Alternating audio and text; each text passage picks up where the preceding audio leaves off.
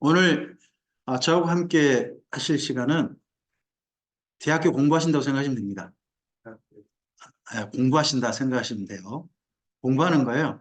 학점 오늘 한 4학점 따신다 생각하시면 돼요. 네. 오전에 1학점, 오후에 2학점, 3학점, 그리고 혹시 저녁에 하신다면 저녁에 이제 그건 이제 여러분 옵션이신데 하신다면 4학점, 그렇게 해서 한 4학점 따신다 생각하시면 돼요. 공부하신다 생각하시면 됩니다. 설교라기보다는 강의거든요. 강의니까 편안하게 들으시는 겁니다. 오늘 은혜 받으시는 것은 아멘 하시는 게 아닙니다. 마음에 느끼고 마음에 공감이 되시면 아멘 하시는 겁니다. 그런 시간으로 오늘 하시면 되는 거고, 제가 하는 스타일이 혹시 기도원 스타일이 아니라고 영이 다르다 생각하시면 안 됩니다. 같은 성령의 역사인데 조금은 좀 다르게 임한다라고 생각하시면 됩니다. 잠시만요. 오늘 할 첫째 오전 강의는 하나님이 정말 계신가? 우리가 신앙생활 한다는 건 하나님이란 분이 계셔야 이게 사실 유효한 거거든요. 그죠? 불교에서는 부처가 있다고 믿는 거잖아요. 그죠? 이슬람에서는 알라라는 신이 있다고 믿어요. 그죠? 우리나라에 그 뭐예요? 수많은 점쟁이들 있잖아요. 전주도 많죠. 예. 그분들은요, 동자보살, 뭐 미륵, 뭐 이런 또 무슨 장군 이런 이가 귀신으로 자기에게 임했다고 믿는 거잖아요. 뭔가 우리가 믿는 대상이 그런데요, 진짜 실존하지 않는다면, 실제하지 않는다면 우리가 평생 주님을 믿었다는 것이 사실은 말짱 소금이 될 수도 있죠. 그럴 수도 있잖아요. 그래서 오전에는 하나님은 정말 계시는가 하는 부분에 대한 좀 이야기를 좀 나눠보고 싶고요. 오후에는 정말 그분이 계신다면 그분이 우리에게 주신 확실한 증거가 뭐냐 그러면 이 성경이에요. 각자의 체험은요, 이게 하나님이 주실 수도 있고, 잘 생각하셔야 돼요. 하나님이 줄 수도 있고, 심지어 귀신이 줄 수도 있어요. 우리들의 신앙 체험은요, 이건 검증이 돼야 돼요. 이게 하나님이 줄 수도 있고, 또 심지어 귀신이 줄 수도 있어요. 저는 기도원 가가지고 귀신 받아온 사람들 많이 봤어요. 네. 그래서 우리가 받은 신앙 체험이 진짜 하나님의 체험이냐? 그건 공증이 안 돼요. 그건 각자 개인적인 거거든요. 근데 공증된 하나님의 선물이 있어요. 그게 뭐예요? 성경이에요. 그래서 그분의 성경을 그럼 우리가 어떻게 읽어서 이 성경에서 하나님을 만나는 거거든요. 성경에서 어떻게 하나님을 만날까 하는 이야기를 제가 그 다음 권자에 식사하고 난 다음에 하고 싶어요. 그리고 나서 그러면 이 성경 읽는 방법에 대해서 이제 소개를 하는 거고요. 그럼 성경 내용으로 어떤 내용이 있는데요? 하는 걸 간단하게 줄거리로 좀 이야기해 보고 싶어요. 구약 성경은 이런 이야기예요. 신약 성경은 이런 이야기예요. 하는 것을 제가 간단하게 이야기하고 싶어요. 성경은 66권이라는 이야기를 많이 듣잖아요. 근데 66권을 어떻게 읽어야 되는데요? 무슨 이야기가 있는데요? 하는 것을 일단 줄기를 좀 잡아주고 싶은 거죠. 제가 오늘 여기 금암동을 왔어요. 금암동을 오다 보니까 제게 아주 익숙한 거리가 많은 거예요. 첫째는 이서 휴게소를 지나가지고 서전주로 들어왔죠. 그러면 제가 전주대로 오는 길이에요. 그게 제가 전주대 2년 반 다녔던 길이거든요. 그 익숙하죠. 딱 거기에서 전주대 가기 전에 거기에서 좌회전해 가지고 쭉 오면 사실은 제 딸이 시집을 갔는데요. 큰딸이 시집을 갔는데 전주중앙교회라고 기장집 교회 남편이 부목사였어요. 지금은 저쪽 그 여수에 있는데 그때 그 좌회전해서 오다 보면 강을 건너요. 강 건너면 그 아파트 많은 데 있어요. 바로 거기 롯데마트인가? 좀 지나가지고 바로 그 다음에 있는 강 건너고 그리고 나면 아파트 많은 데 있어요. 거기에서 딸내가 1년을 살았어요. 제가 거기에 여러 번 다녔거든요. 그리고 나서 제 또 큰딸이 전북대 4년 다녔어요. 오다 보니 전북대 지나더라고요. 전북대 거기에 그 근처 그 원룸 있잖아요. 제가 지나는 길에 바로 그 옆에 원룸에 제 딸이 살았어요, 1년을. 여기 거긴데 하고 또 왔어요. 그리고 조금 더 와서 여기 지금 돌아왔잖아요. 이쪽 돌아왔는데 여기에서요. 조금 더 가면 전북대 병원 있죠. 전북대 병원 있잖아요. 또 전주역 있잖아요. 그 전북대 병원 그 맞은편에가 제가 신학을 공부했던 신학교가 거기 있었어요. 그러니까 제가 여기는 낯선 곳이긴 해요. 처음 온 곳이거든요. 근데 제가 온 길 있잖아요. 온 길은 제법 익숙해요. 근데 제가 여기를 와야 되는데 전주호로 가버리면 예수 비전교 못 왔겠죠. 여기 오려고 제가 차에서 이 핸드폰으로 뭘 찍고 왔을까요? 내비게이션을 찍잖아요. 마찬가지로 우리 성경도 내 생각대로 기록하면 안 돼요. 성령께서 성경을 기록하게 하셨다고 우리 믿잖아요. 그럼 성령께서 이렇게 이렇게 읽으세요라고 하는 기본 줄거리가 있단 말이에요. 마치 꼭 우리 차에 내비게이션 있는 것처럼 그 내비게이션 잡는 작업을 우리가 오후에 해보는 거예요. 그리고 나서 혹여 여러분이 더 시간이 되시고 하시면 저녁이면 저도 지치고요. 네, 여러분도 지칠 수 있어요. 또 다른 일이 있을 수도 있죠. 근데 혹시 시간 되신다면 저녁에 성경 중에 제일 중요한 성경은 결국 시작하는 성경인 창세기하고요. 그리고 끝내는 성경인 요한계시록이에요. 또 입구에 들어오니까 딱 그랬더만요. 신천지 출입 금지한다고요? 신천지 출입 금지하는 게 중요한 게 아니고요. 요한계시록 제대로 아시는 게 중요한 거예요. 그러면 안 넘어가죠. 근데 요한계시록 제대로 모르니까 엉뚱한 넘어가는 거예요. 그래서 요한계시록은 대강 이런 내용이에요. 자세히 말씀드리기는 어려워요, 오늘은요. 이제 그런 정도 소개하는 정도, 그 정도를 좀 해볼까 싶어요. 저녁까지 시간 되신다면. 네. 그렇게 오늘 하루를 준비를 했습니다. 그리고 저는 이제 오늘 하루 와서, 예수 비전교 첫 만남이잖아요. 제가 드리는 선물로 고구마를 준비를 했습니다. 오늘 그래서 점심때 정도에 이따가 고구마 한번 쪄서 내주시면 함께 맛있게 한번 드시는 걸로 하고요. 작은 거는 목사님 댁에 가져가십시오. 네네. 네, 그래서 2개. 네네네. 죄송합니다. 한군사님께는 선물이 없습니다. 한군사님 제가 선물. 네네. 이런 내용으로 우리가 할 겁니다. 그리고 진행 방법은 100분 강좌 후에 20분 휴식하겠습니다. 저는 쭉 하지는 않습니다. 대신에 저도 쉬어야 되니까요. 저도 쉬어야 되니까 쉬는 가되 100분 하고 20분 쉬겠습니다. 그런 식으로 강좌 진행하겠습니다. 먼저 좀 볼까요?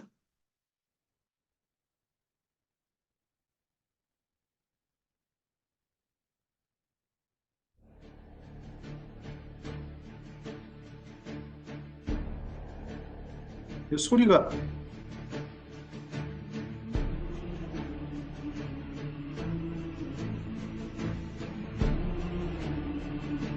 살짝만 더 키워주시면.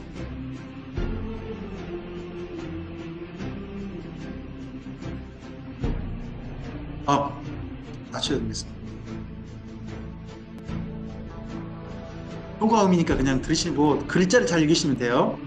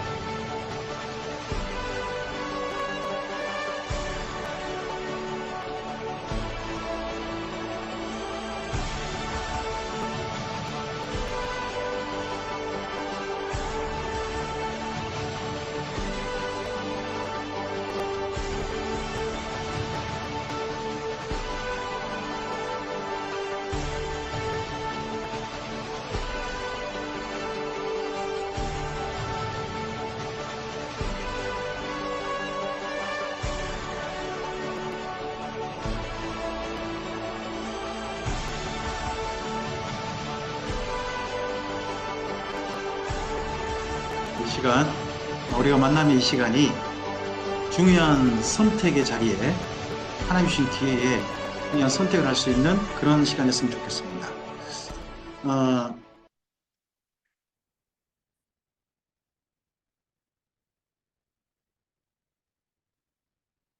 여호수아서에 보면 이런 선택을 여호수아가 이스라엘 민족에게 요청합니다. 앞을 보시고요. 글자를 한번 좀 읽어주실까요? 그러므로 이제는 온전함과 성실함으로 그를 섬기라. 너희 조상들이 강 저쪽과 애굽에서 섬기던 신들을 치워버리고 여호와만 섬기라. 만일 여호와를 섬기는 것이 너희에게 좋지 않게 보이거든 너희 조상들이 강 저쪽에서 섬기던 신들이든지 또는 너희가 거주하는 땅에 있는 아무리 족속의 신들이든지 너희가 섬길 자를 오늘 택하라. 오직 나와 내 집은 여호와를 섬기겠노라 합니다. 이 자리에 계신 분들은 교회 지금 여기 예수비전교회 오늘 처음 나오신 분은 아니시죠? 신앙생활 이전에 또 안 하시거나 그러신 분 아니죠? 쭉 하시고 오신 분이시고 또 오늘 아마도 또 우리 조 목사님께서 초청하셔가지고 다른 교회 다니시거나 다른 교회 섬기시다가 지금 이 자리에 오신 분은 있을지도 모르겠어요. 네네. 우리는 모두는 다 하나님을 섬기겠다라고 이 자리에 와 있습니다. 그럼 하나님, 내가 만난 하나님은 어떤 하나님인가요? 그런 하나님께서 이스라엘 민족에게 7년에 한 번씩 하라고 하는 말씀이 있습니다. 앞을 보시고 제가 이제 여기 신명기 31장 원래는 9절부터 12절인데요. 10절부터 제가 12절까지 읽어달라고 할게요. 자, 먼저 앞을 보시고 10절부터 읽어주세요. 모세가 며칠 년 끝에 곧 면전의 초막절에 온 이스라엘이 내 하나님 여호와 그가 택하신 곳에 모일 때에 이 율법을 낭독하여 온 이스라엘에게 듣게 할지니 그 다음에요 곧 백성의 남녀와 어린이와 내 성읍 안에 거류하는 타국인을 모으고 그들에게 듣고 배우고 내 하나님 여호와를 경외하며 이 율법의 모든 말씀을 지켜 행하게 하고 또 너희가 요단을 건너가서 차지할 땅에 거주할 동안에 이 말씀을 알지 못하는 그들의 자녀에게 듣고 내 하나님 여호와 경외하기를 배우게 할지니라 합니다. 자, 여기 말씀은요. 모세가 남긴 유언이에요. 모세가 그 가나안 땅으로 건너간 이스라엘 민족에게 7년에 한 번씩 성경을 배우는 시간을 꼭 가져라. 면전이라는 시간을 이스라엘 민족은 갖는데요. 그게 안식년이라 그러기도 하거든요. 그때 농사를 안 해요. 농사를 안 하니까 뭐 할까요? 쉬는 거죠. 쉴 수 있을 때 그 다음에 농사가 시작되기 전 바로 그때 마지막 절기가 초막절이에요. 그 초막절에 함께 모여가지고 성경을 배우고 나서 그리고 나서 그 다음에 다시 6년 동안 삶의 일상을 살아라 하는 시간이 이때 주어져요. 그때 정도에 주신 말씀인데요. 이 말씀에 근거해서 에스라 성경 강좌라는 강좌가 대한민국에 시작돼서 지금 한 40여 년 왔고요. 에스라 성경 강좌가 된 이후에 우리나라에 곳곳에 성경을 읽는 그런 여러 가지 프로그램이 만들어지기 시작하고 나타나기 시작했죠. 성경이 읽어지네라는 프로그램 혹시 익숙하시나요? 그 다음에 바이블맥이라는 성경 프로그램도 있는데 들어보신 적 있나요? 또 성경의 파노라마라고 류모세 목사님이 하시는 게 있어요. 네. 그런가 하면 통성경이라고 조병호 목사님이라는 분이 진행하신 강좌도 우리나라에 있고 해서 성경 강좌 제법 많아졌어요. 근데 시작은 에스라 성경 강좌가 맨 처음 시작을 했고요. 지금 에스라 성경 강좌는 40여 년째 지금 왔습니다. 에스라 성경 강좌의 근거가 여기에 있고요. 이스라엘 민족도 이 근거에 의해서 지금 현재 유대교는 성경을 낭독하는 집회를 합니다. 지금 현재는 에스라 성경 강좌는 이분을 통해서 시작됐습니다. 노우어 목사님이라는 분이신데요. 이분은 현재 에스라 하우스의 원장이시고요. 그리고 에스라 성경 강좌 지금도 진행하십니다. 이번 그 2월에 설 명절이 있었잖아요. 설 명절에 346회 강좌였습니다. 근데 노 목사님께서 주강좌하시고 제가 보조로 함께 좀 다녀왔습니다. 이런 집회를 지금 하고 계시고요. 통합중 목사님이신데 은퇴하셨어요. 은퇴하시고 난 다음에 산청에 샤론 장로교회를 또 개척하셔가지고 계속 목회를 하고 계시기도 합니다. 저는 좀 잘생긴 사진 가져왔습니다. 보면 점도 없잖아요. 뽀샵도 하고, 예, 또 빡빡하죠? 제가 빛나는 게 아니라 위에가 좀, 예, 흑채도 좀 넣고 해가지고, 저는 광주에 있고요. 광주에 있는 예수에 대한 성결교회 예성교단의 참빛교단교회를 담임하고 있습니다. 그리고 광주에서는 성소원을 그쪽을 책임지고 있고요. 그리고 뭐 목사님께서 조 목사님께서 소개하셨습니다만 노 목사님을 돕는 강사 중에 한 명으로 현재 사역하고 있습니다. 여러분과 만남이 제겐 큰 기쁨입니다. 제게 중요한 것은 말씀을 전할 기회를 얻는 겁니다. 제가 왜냐 그러면 에스라 성경 강좌 때문에 제가 인생을 새롭게 살았기 때문입니다. 그게 2002년도인데 2002년도 이후 제 걸음이 전혀 달라져서 지금 여기까지 왔습니다. 저 맨 처음 2002년 전에는 주여 하는 그런 사람이었습니다. 열심히 기도원 찾고 하는 그런 사람이었어요. 근데 제 신앙 방향을 그때 바꿨습니다. 바꿨고 그것이 2002년이 계기 돼서 지금 여기 온 겁니다. 그래서 제가 여러분께 소개할 것은 제가 만났던 하나님, 제가 성경을 통해서 누렸던 기쁨, 이걸 지금 소개하고 싶은 거죠. 방금 우리가 좀 전에 보셨던 신명기 31장 9절에 13절에 이게 에스라 성경 강좌의 목적과 근거가 됩니다. 여기는 순서는 이렇습니다. 먼저는 잘 들으라는 겁니다. 자, 여러분 조금 좀 차이를 이해하셔야 됩니다. 지금 이 자리에 계신 분 중에 한글 못 읽는 분 거의 없으시죠? 다 읽으시잖아요? 그러면 이때가 지금 한 3,500년 전이 되거든요? 4,000년, 3,500년 그렇게 돼요. 3,500년 전에는 글을 읽을 줄 아는 사람이 몇 사람이었을까요? 이스라엘 민중이 70만 명이 남자가 넘는데요.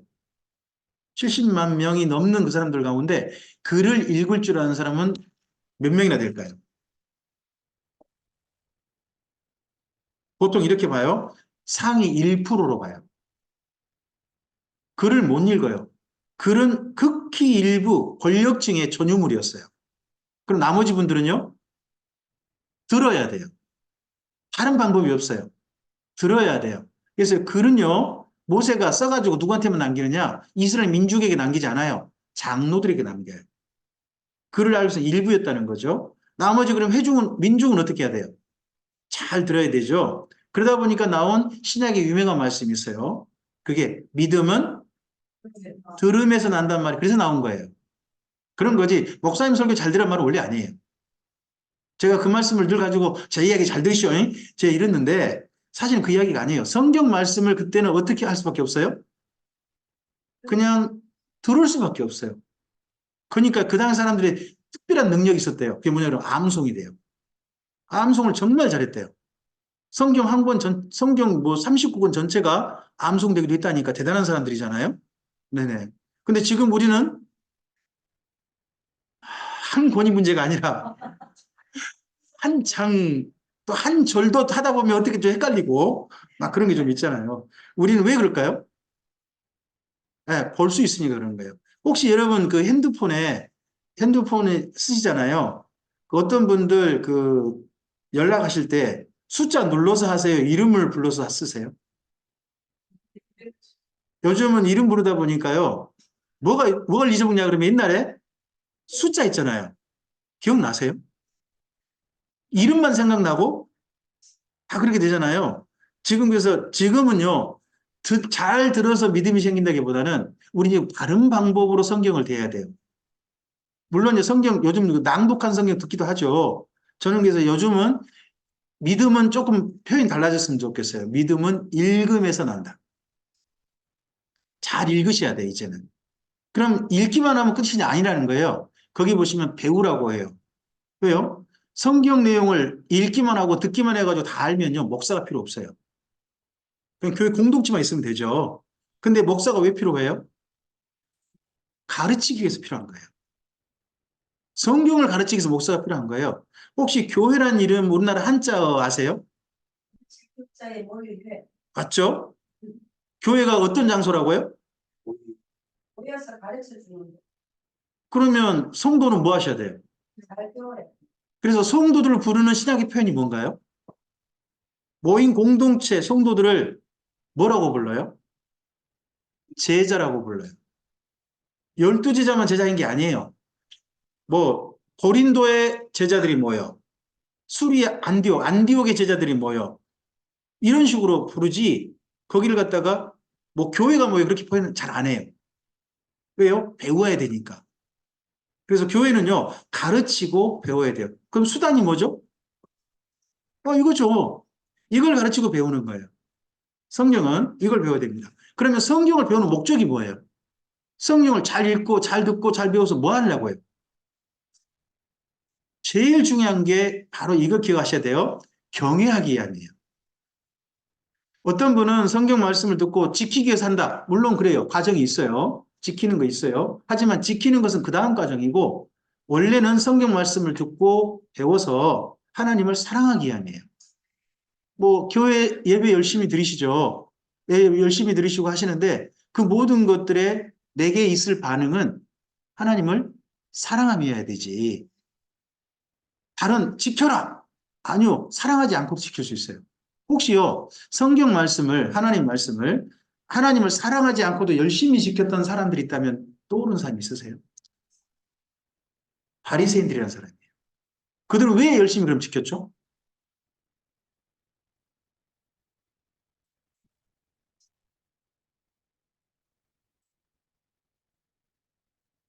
말씀드렸잖아요. 하나님 사랑하지 않고서 말씀을 열심히 지켰다고.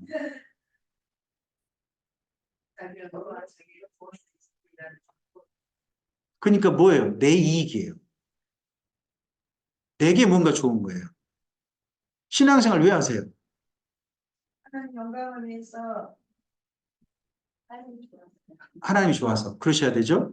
근데 신앙생활을요, 교회 열심히 나오신 이유가 병이 낫고 싶어서, 부자가 되고 싶어서,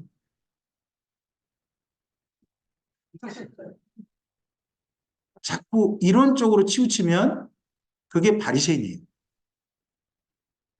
그쪽이 바리새인. 모든 신앙생활은 항상 어디에 기초가 있다고요? 하나님을 사랑하며 가야 돼요. 그러고 난 다음에 준행이 있고 전도가 있고 계승이 있는 거예요. 그런 것이지. 이 순서를 잊어버리시면 안 돼요. 지금 그러면 우리 왜 다시 성경으로 돌아와야 될까요? 1번 좀 읽어주실까요? 너무 아파다. 지금 이 2월에 지금 지난 주일부터 해가지고 오늘까지 금요일이잖아요. 지금까지 비 계속 오고 있죠. 강원도는요, 눈이 60cm가 넘게 쌓였대요. 저 위쪽으로는 눈이 엄청 왔고요. 이 밑으로는 계속 비가 오고 있죠. 2월에 이런 경우 있어요. 우리 경험에. 잘 없었죠. 예. 지금 뭔가 좀 이상해졌다는 게 느껴지잖아요. 지금 제가 들어보니까요, 그, 광양 같은 데 가면 매화 축제하는 거 아시죠? 네네. 벌써 다 피어버렸대요. 2월에 이렇게 일찍 이렇게 피어버린 경우가 드물거든요. 근데 벌써 다 피었다고 해요. 좀 있으면 이러다가 자칫 냉이라도 와버리면 일려는 거죠. 근데 우리나라가 이미 이게 많이 바뀌었다고 해요. 군산에서 그, 뭐야, 게장 그쪽도 하치고 하는 황인수 목사님이라는 분이 있어요. 근데 황인수 목사님께서 군산 그쪽 상황을 소개를 하시는데요. 원래 군산 앞에서 꽃게가 잡혔대요. 요즘 군산 앞에서 꽃게 잡아가지고 게장 안 담은대요. 요즘은요, 강화도 그쪽 가가지고 꽃게 사와서 사면 돼요. 뭐가 바뀌었다는 거죠? 바다에 사는 것도 뭔가 바뀐 거예요. 지금 엄청 지금 바뀌고 있어요. 바뀌고 있는 거 우린 지금 알고 있어요. 지구가 점점 이게 정상이 아니라는 거죠. 이런 정치적 현상을 보고 우리 흔히 이렇게 말해요. 병들었다. 지구가 병들고 있다는 걸 이해해요. 사람들은 살기 점점 좋아지죠. 아니요, 대한민국 살기 좋아요. 이상한 분들이 전 세계 딴 나라를 가보세요. 딴 나라를 가보세요. 그러면 우리나라가 얼마나 살기 좋은지 알아요. 예. 대한민국 진짜 살기 좋은 나라예요. 이해하셔야 돼요. 실제 비교를 해보셔야 돼요. 내가 지금 옆에 사람을 자꾸 비교해서 그러지, 네? 진짜 잘 사는 나라예요. 이렇게 좋은 세상이 없어요. 그리고 전체 지구상의 모든 사람들이 비교적 옛날보다는 훨씬 더 많은 사람이 잘 사는 건 맞아요. 이렇게 살아요. 근데요, 사람들의 심성은요. 점점 사람들의 심성이 이상해진다는 건 우리가 알고 있죠. 그러면 이 들어가면 어떻게 되겠어요? 2번 읽어주세요. 이대로 수치가 하면 그러다 보니까 요즘 나오고 있는 수많은 이야기들이 뭐냐 그러면 지구의 종말을 이야기해요. 인류의 종말? 이런 이야기 심심치 않게 계속 나와요. 왜요? 이 들어가면 뭐 한다? 아, 인간이라는 생명체가 언젠가 사라질 날이 반드시 오게 될 수밖에 없겠다. 하게 그렇게 짐작이 되고 있거든요. 그러다 보니까 그런 이야기를 해요. 그러다 보니까 그 요즘 젊은이들 이야기, 우리 성경에 있는 이야기를 가져오는데 아포칼립스란 말을 써요. 그게 종말이면 종말. 종말 계시 할 때 그 말이거든요. 근데 그 말을 요즘 젊은이들이 엄청나게 써요. 왜요? 종말이 남의 얘기가 아니라는 거죠. 우리 시대에 올 가능성도 있다. 하는 걸로 여겨지니까 그런 이야기가 막 퍼져요. 퍼지고 있어요. 그래서 그렇다면 그 다음이 있겠냐는 거예요. 다음은 어떻게 되는데? 하는 거죠. 3번이요. 이런 일은 사람들이 잘못해서 그냥 우연히 일어난 거야. 하는 것이 하나님을 배제한 사람들의 생각이고요. 이런 모든 일들은 하나님께서 친히 하신 말씀이 예수님 오시기 전에 사랑이 식어지고 불법이 성하고 첫째 기근과 지진이 있고 그리고 사람과 사람 사이에 민족과 민족 사이에 다툼과 전쟁이 일어나고 이런 일이 있게 됐다 하는 게 보여진다면 이거 하나님 말씀에 이루어짐이 되잖아요. 그럼 전혀 다른 걸 생각할 수 있죠. 그리고 이제 그러다 보니까 4번이요. 읽어주세요. 그래서 이제 이걸 보다 보면 사람이 전혀 다른 세상을 살 수 있어요. 세상 살기 팍팍해요. 힘들어요. 사람도 점점 나빠져요. 밖에 나가도 무서워요. 그러다 보니까 요즘 폐쇄공포증이나 이런 공포증 점점 정신병들이 점점 늘고 있어요. 왜요? 사람 만나기가 무서워요. 어디 가기가 무서워지고 있단 말이에요. 다른 공포가 아니죠. 사람에 대한 공포죠. 그러다 보니까 집안에서만 틀어박혀 사는 사람들이 굉장히 많아지고 있어요. 그런가 하면요. 이를 못 살겠다. 그냥 나는 우연히 태어나서 저 죽은 다음에 아무것도 없어. 내가 죽어버리면 내 고통은 더 이상 없는 거야. 그러니까 차라리 뭐 하자. 내 스스로 죽자는 자살이라는 것이 엄청나게 대한민국에 많이 또 번지고 있어요. 그런가 하면 또 다른 것도 있어요. 이대로 죽으면 다음에 또 새롭게 태어날 기회가 있단다. 윤회를 믿은 거예요. 그러니까 소위 역 같은 세상. 즉, 내 생명 끊어버리면 그 다음 어떤 세상, 이보다 더 좋은 세상 만나기 아니겠냐. 이런 식으로 죽는 사람도 있어요. 그래서 나는 어떻게 살 거냐 하는 거죠. 나는 어떻게 살 거냐 이런 세상에서 하는 부분에 있어서 해답을 우리는 어디서 찾자? 성경이 찾자는 겁니다. 그러려면 성경이 하나님의 답변이라면 전제가 있어요. 그게 뭐냐 그러면 하나님이란 분이 계셔야 답변이 될 수 있어요. 하나님이란 분이 계시지 않는다면 성경은 답변이 될 수 없는 거예요. 그냥 고전이죠, 고전. 고전에 불과해요. 하나님의 답변이 되시기 위해서는 먼저 중요한 게 믿음이라고 저는 생각합니다. 제가 책들 좀 가져왔는데요. 사람들 다 믿는데요. 뭐든지 믿고 살아야 돼요. 믿고 살아야 돼요. 제가 오늘 오는데요. 한 분이 자꾸 차를 한쪽으로 차선을 가지 못하고 이쪽 차선, 저쪽 차선을 왔다 갔다 하시는 거예요. 제 앞에서 제가 뭔 생각이 들었을까요? 조는가? 하여튼 별 생각을 다 든 거예요. 근데 제가 그 다음에 차 추월하고 뭐 이러고 했는데 모든 분들이 제가 뭔 생각을 한 거냐 그러면 저는 저분들이 제가 추월할 때 양보해 줄 것이다. 그런 것도 제가 믿은 거고 또 제가 뭐 좌회전할 때 저분은 저에게 또 그 다음 갈 수 있도록 배려해 줄 것이다. 또 반대편 차는 오지 않고 멈춰 줄 것이다. 그런 분들에 대한 차를 운전하는 다른 분들에 대한 믿음이 있으니까 그냥 온 거 맞죠? 그리고 제가 내비게이션 믿고 왔거든요. 하나님을 믿은 게 아니라 오늘 내비게이션 믿고 여기 왔어요. 내비게이션 믿고 왔는데 내비게이션 믿었더니 여기 오더라고요. 제가 이거 믿은 거 아니에요. 예, 믿고 온 거 아니에요. 믿고 온 거 아니에요. 제가 한 번은 이거 내비게이션 믿다가 혼난 적이 있었거든요. 한 분 목사님이 광주 오신다 그래가지고 제가 좀 만나고 싶은 목사님 오신다 그래가지고 그 광주에 변두리에 한 곳 갔더니 내비게이션 따라갔는데 얘는 산꼭대기를 가는 거예요. 집이 없는 데를 가는 거예요. 이게 뭐냐? 내가 내려가가지고 혹시 이런 교회 있어요? 물어봤더니 여기 아니고 저기래요. 그 내비게이션 찍어도 거기래. 내비게이션 뭔가 좀 방향이 좀 이상한 거잖아요. 예전에 좀 뭔가 업데이트 안 돼가지고 이상하게 좀 된 거죠. 우리가 엉뚱한 데를 믿으면 엉뚱할 수도 있어요.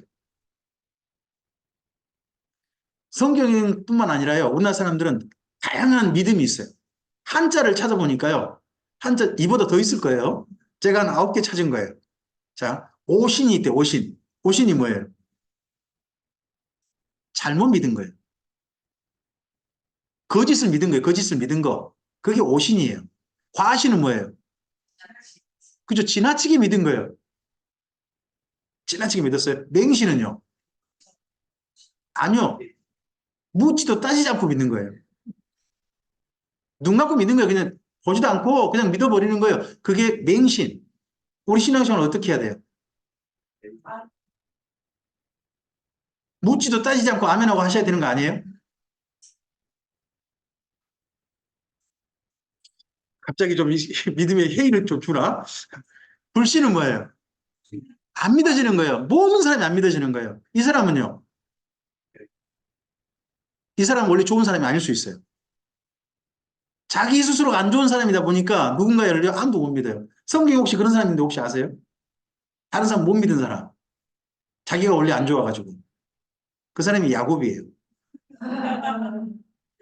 야곱을 읽어보세요. 야곱이 다른 사람 못 믿어요. 왜요?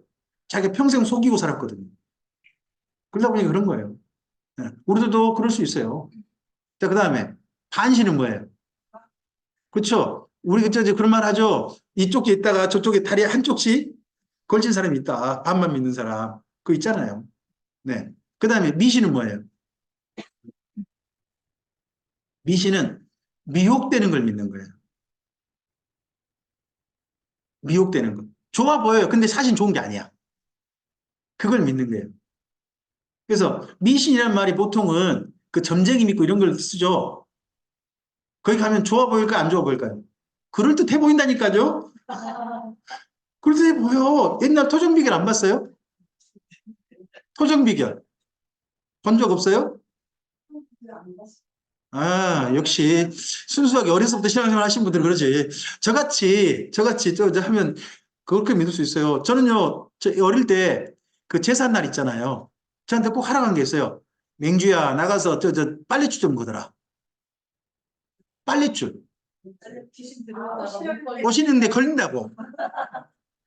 걸린다고 딱 그거 걷는 거예요. 그리고요, 그 밥그릇 위에다가 수저 딱 꼽아요. 빤씩 꼽아요. 꼽아놓고 난 다음에 요새 자고 딱 뭐 지방 태우고 나서 살펴요.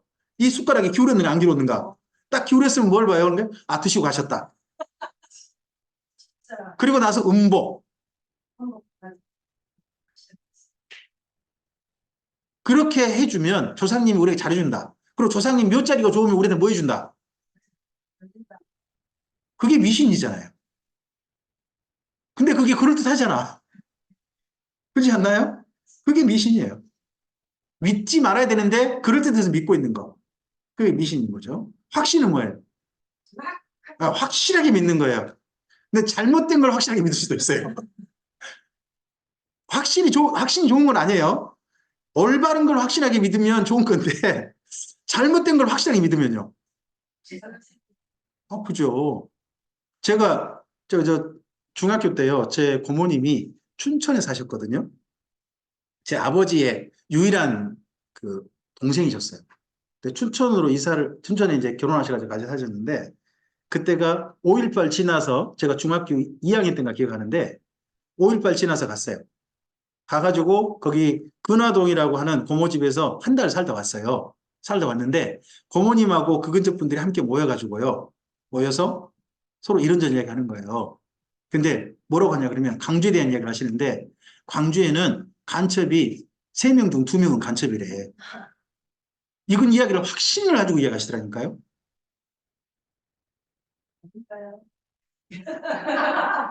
아닌가요? 제 아내가 그럴 수도 있네. 그러고 보니까 제 아내가 그때 5.18 때 그 사직공원 거기에서 초등학교 6학년이었어요. 그 광경을 다 본 사람이에요. 대학생들이 얻어맞고 피 철철 흘리고 쓰러지는 모습도 지켜본 사람이고 집에 들어온 그 대학생이나 청년들을 할머니가 할머니 한개 살았는데 집에 숨겨주고 그리고 또 심지어 반찬 같은 거 만드셔가지고 저항하는 사람들한테 갖다 준 그런 분이 집사람의 할머니셨거든요. 그때 함께 했던 분이에요. 그럼 제 할머니가 간첩인가요? 아닌 사람. 할머니 집에 들어온 그럼 청년들은 전대생, 조대생들인데 우리는요 뭔가 확신해요. 근데 그 확신이 뭐예요? 그래요. 근데 나는 나름 확신해 버린다니까요. 내가 믿는 게 맞는 거야. 내가 들은 게 맞는 거야. 이래 버려요. 그게 확신이에요. 그래서 확신은 좋을 수도 있고 안 좋을 수도 있어요. 그 다음에 뭐가 있다고요? 예, 정신이란 말이요. 바를 정에 믿을 신이에요. 그럼 바른 것을 믿은 거예요. 근데 이 단어는 별로 안 쓰죠. 이 단어는 거의 안 씁니다. 그 다음에 소신은요. 자기 주관을 따라 믿는 거예요. 자기 주관을 따라. 이런 다양한 믿음이 있어요. 이 사람이 있어요. 리차드 도킨스라는 사람이에요.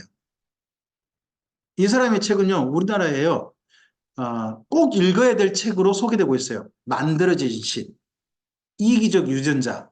우리나라에 특히 진화론을 믿는 사람들에게는요. 교과서예요. 이 책은 정말 그들에게 특히 서울대생들은 이 책 열심히 읽어요. 굉장히 열심히 읽어요. 우리나라의 50권 중에 반드시 읽을 책 중에 들어가 있어요. 그만큼 이분은 확실히 믿죠. 그래서 이분은 누구나 인정해요. 호전적인 무신론자라고 표현을 해요. 이분은요, 유신론자하고 싸워요. 이분은 영국의 캠브리지 대학의 좋은 교수시고요. 대단한 분이세요. 근데 이런 분들이 놀랍게도 어디 분들이냐? 기독교 나라에서 나오는 분이죠. 영국이라는 기독교 나라. 근데 이분의 스승님이 있어요.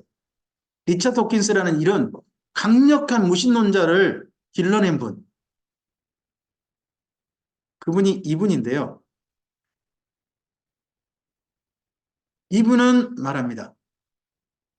이분은 원래 무신론자였는데 리차드 호킨스 같은 사람을 길러낸 무신론자였는데 죽기 전에 하나님이 계신다라는 생각으로 바뀌게 됩니다.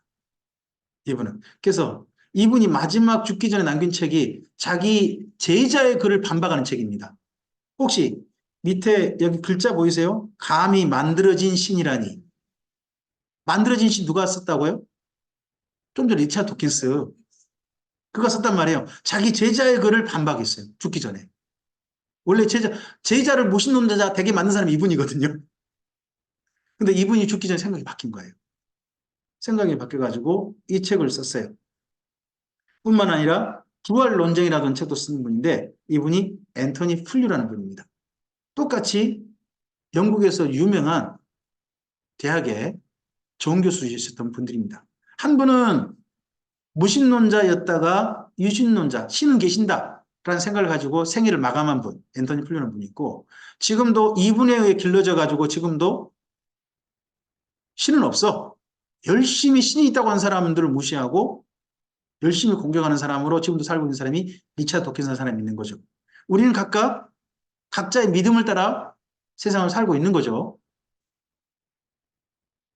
그런 가운데서 하나님이 정말 계시는가 하는 거에 대해서 우리만 고민하는 게 아니에요. 사람들이 우리 예수님 믿으세요 그러면 예수님 좀 보여주시오.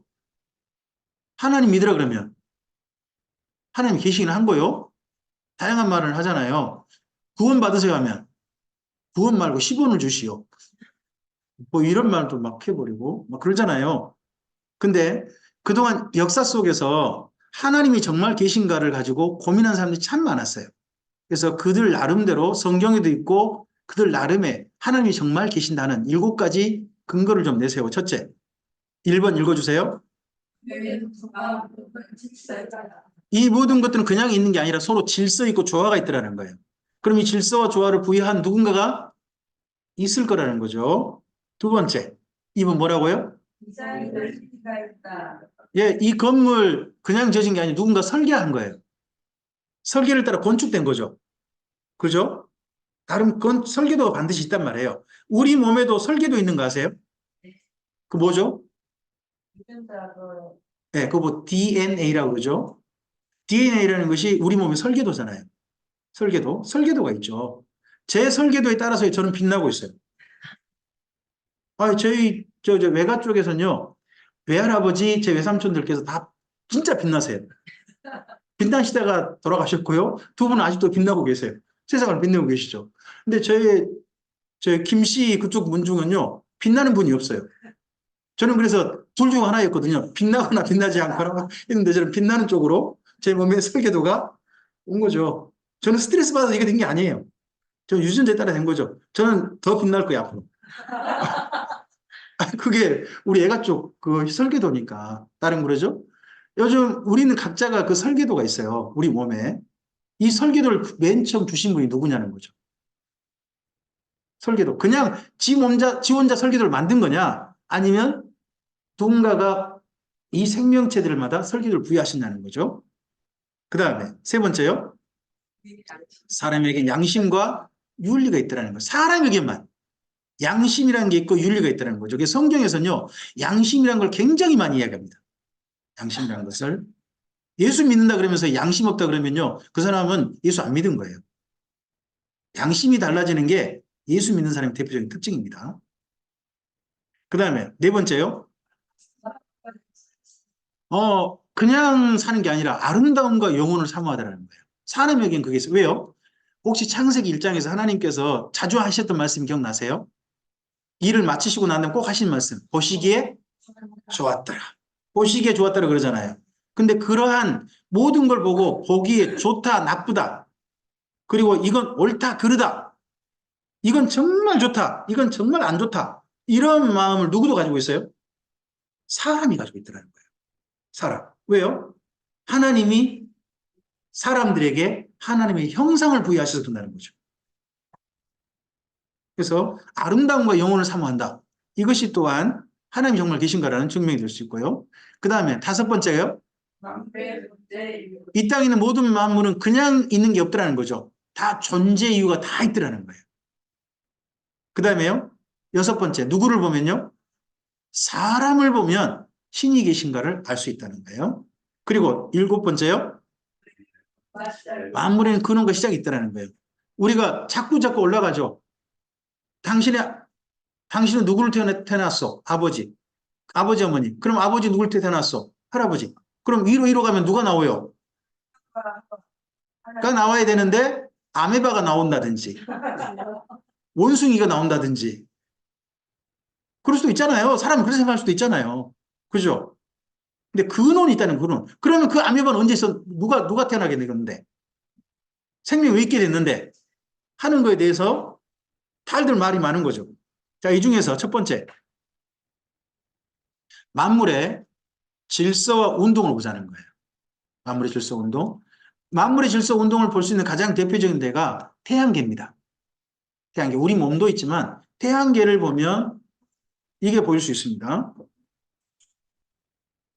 여기 로마서 1장 18절에서 20절 말씀인데요. 앞을 보시고 함께 좀 읽어주실까요? 하나님의 진노가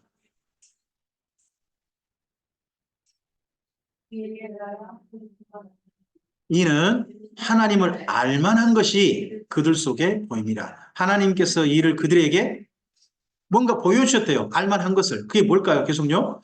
천지부터 그에 보이지 아니하는 것들, 곧 그의 영원하신 능력과 신성이 그가 만드신 뭐에? 만물에 분명히 보여 알려졌나니 그러므로 그들이 핑계하지 못할지니라. 우리가요, 작품을 보면 그 사람을 만난다는 거예요. 작품. 혹시 진달래꽃이라는 시를 아시나요? 김소월의. 그죠? 혹시 하실 수 있으신가요? 3분의 시력을 가져서 나보기가 교 가실 때는 말없이 고이 보내드리겠습니다. 영변의 약산 진달래꽃 아름다다 가실 길에 뿌리오리다. 뭐 이렇게 쭉 가잖아요.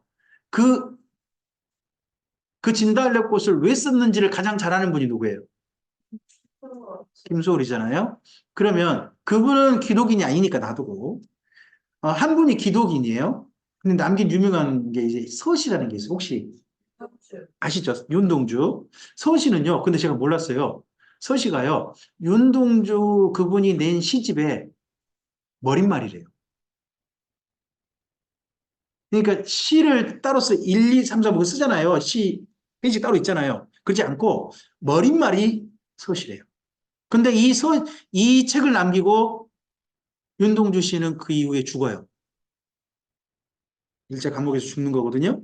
그러면 그 서시에 뭐가 담겼을까요? 그 시를 내는 그 윤동주 그분의 온 마음이 다 담겨 있는 거예요. 서시에 보면 잎새이는 바람에도 나는 부끄러워 있다 그러죠. 그런 표현이 들어가 있잖아요. 그가 기독인이에요. 예수님을 믿는 사람이거든요. 그럼 그 표현은 뭐예요? 자기 작은 행동 하나도 하나님 앞에 때때로 부끄럽기도 하고 그렇게 살았다는 거예요. 정말 거룩하게 살려고 열심히 살았다. 그렇게 살았다는 게 그의 표현에 보면 보이죠.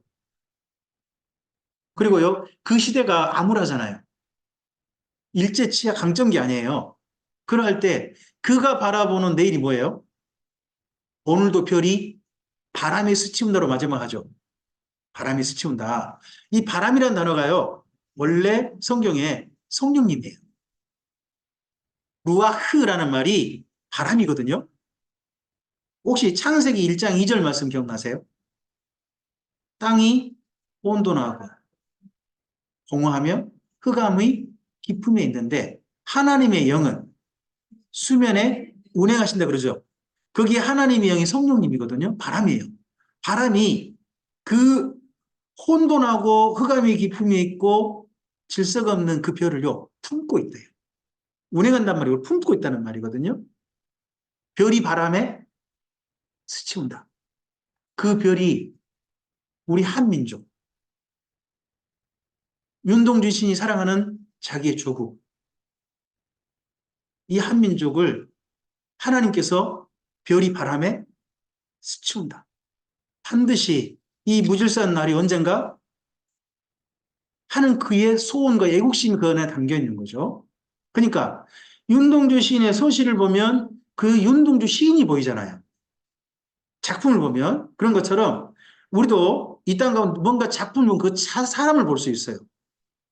그런 것처럼 이 땅에 있는 모든 만물이라는 작품을 통해서 하나님이 보인다는 거죠. 우리가 살고 있는 지구는 태양계에 속해 있습니다. 1년에 한 바퀴씩 태양 주위를 돌고 있죠. 태양계는 태양이라는 별을 중심으로 돌고 있는 천체들의 모임입니다. 암석으로 만들어진 수성, 금성, 지구, 화성은 내행성계. 거대한 행성인 목성부터 토성, 천왕성, 해왕성은 외행성계로 구분하기도 합니다. 요즘 명왕성이 태양계의 별을 사라졌어요. 태양은 우리 은하에 있는 약 1000억 개의 별 가운데 하나입니다. 은하이라는 거죠. 소용돌이 모양의 우리 은하 중심에서 벗어난 가장자리, 오리온자리 팔에 우리 태양계가 있습니다.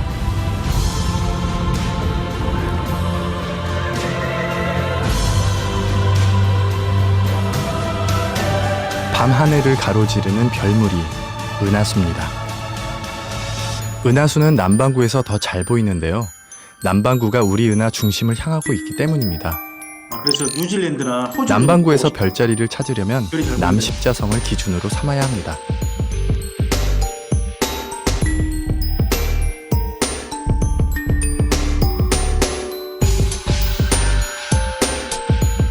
이 태양계가 지금 현재가 몇 년이나 북반구에는 됐을까요? 보이지 않는 이 태양계 형성된 게 몇 년이나 됐을까요? 지금 진화 운전 몇 년 됐다고 보는 거죠? 140억 년 이렇게 말해요.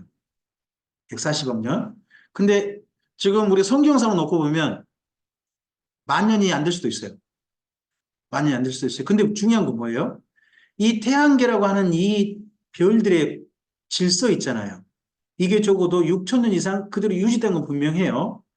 그 다음 영상을 좀 볼게요.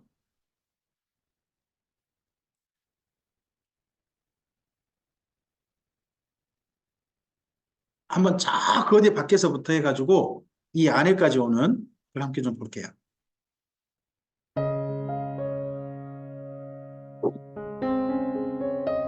우주로 가면 거대한 우주가 있죠.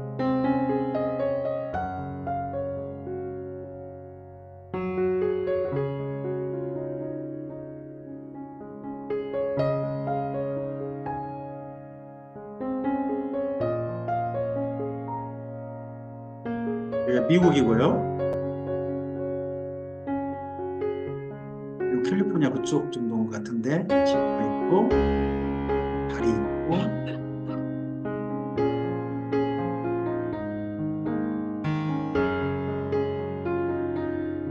여기 가면 태양계가 있겠죠. 태양계 넘어가면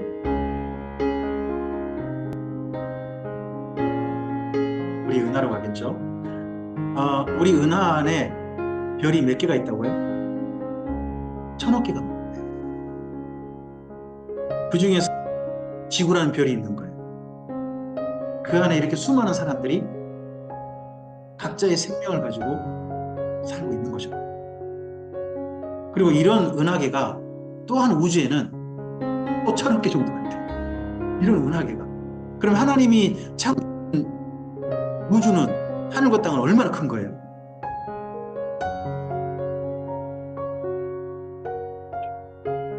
쫙 밖으로 가면 질서 있게 이게 퍼져 있는 게 보여요. 은하들이.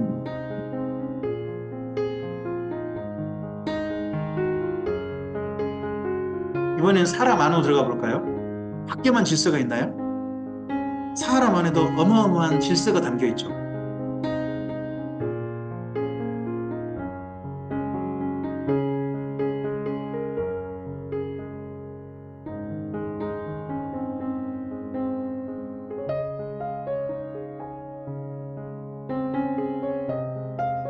백혈구 안에 그 안에 담긴 DNA를 보면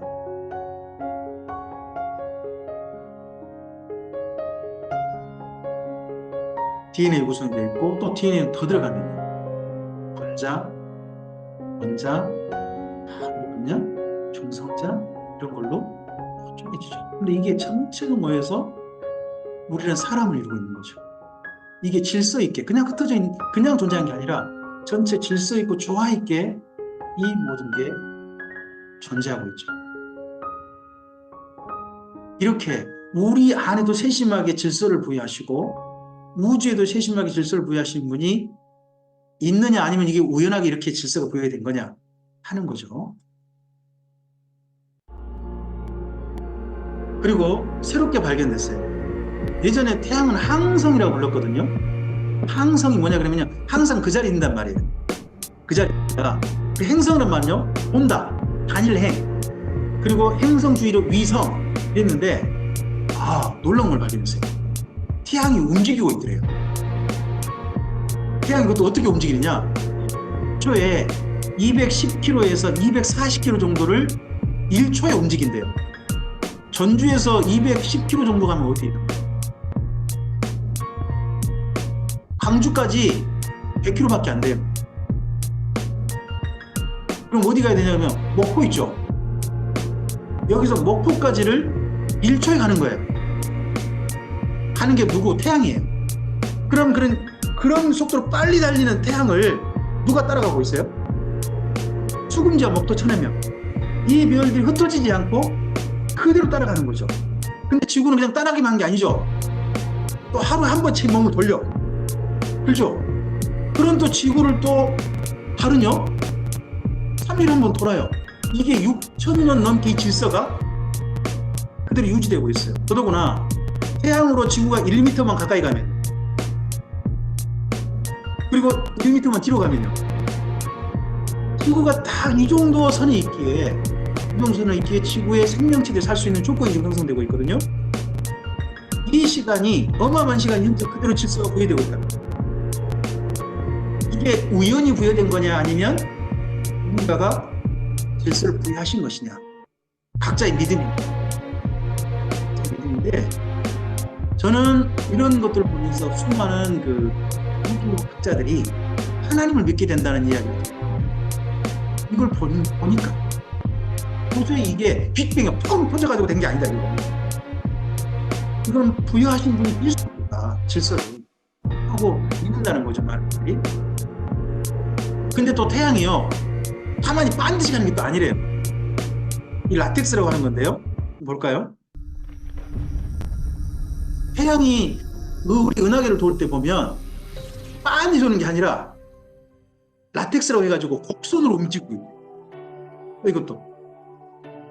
그리고 각 별이 도는 방향이 있잖아요. 태양을 지금 도는 것도 뭐 이렇게 반동에 옆으로 기울어서 약 60도 기울여가지고 그렇게 태양계를 돌아서 이 태양 은하계를 돈다고 해요. 이게 이렇게 동독을 해가지고 이 태양계 이렇게 돌면서 은하계를 돌고 있는 거죠. 은하계를 돌고 있는데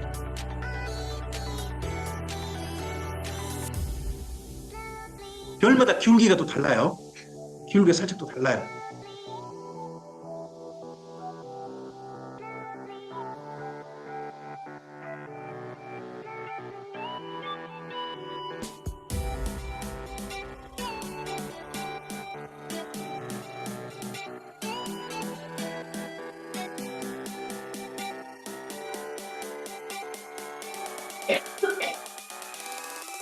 그동안 태양계가 움직인 걸 한번 좀 추적을 살짝 해본 것 같아요.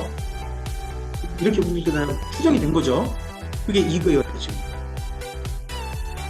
곡선으로. 반드시가 아니라 곡선으로 이렇게 움직이고 있다는 거예요. 그럼 주변 별들과도 안 부딪혀야 되겠죠. 그리고 다른 태양계 바뀌었고 안 부딪혀야 될 거 아니에요. 그러면서 이게 질서가 유지돼서 지금 현재까지 있다는 거예요.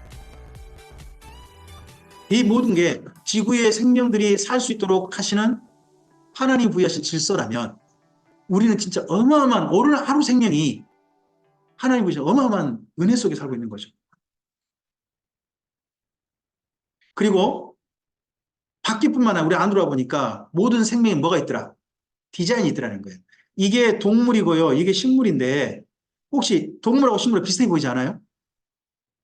원래요. 그 작가에 따라서요. 작가가 뭘 만들면 작가에 따라서 똑같아져요. 비슷해져요. 이 우주를 만드신 작가가 누구신 거예요? 하나님이시다 보니까 동물세포, 식물세포가 비슷해요. 뿐만 아니라 DNA도 비슷한 거죠. 이 DNA 또한 동물, 식물 상관없이 비슷해요. 비슷한 구조예요. 전부 다. 하나님 부여하신 질서인 거죠. 우리 인체를 조금 좀 보면요. 사람에게 지금도 풀리지 않는 지금도 수많은 수수께끼가 있대요. 재밌는 거예요. 그래서 제가 한번 좀 이번 시간에는 아직 해명되지 않은 인체에 대한 수수께끼에 대해서 알아보도록 하겠습니다. 지문이죠, 지문. 100년 이상 과학자들은 지문이 물건을 더 쉽게 잡게 하기 위해 존재한다고 생각했습니다. 그러나 최근의 연구에서 손가락과 물체와의 마찰은 지문으로 증가하지 않기 때문에 물건을 더 쉽게 잡을 수 있는 효과는 없다고 결론 내렸죠. 오히려 물건이 많이 지문이 잡을수록 지문은 물체와의 접촉 면적을 작게 만들기 때문에 마찰이 감소하게 되어 물건을 잡는 힘이 더 약해진다고 합니다. 그렇다면 우리는 왜 지문을 가지고 있는 걸까?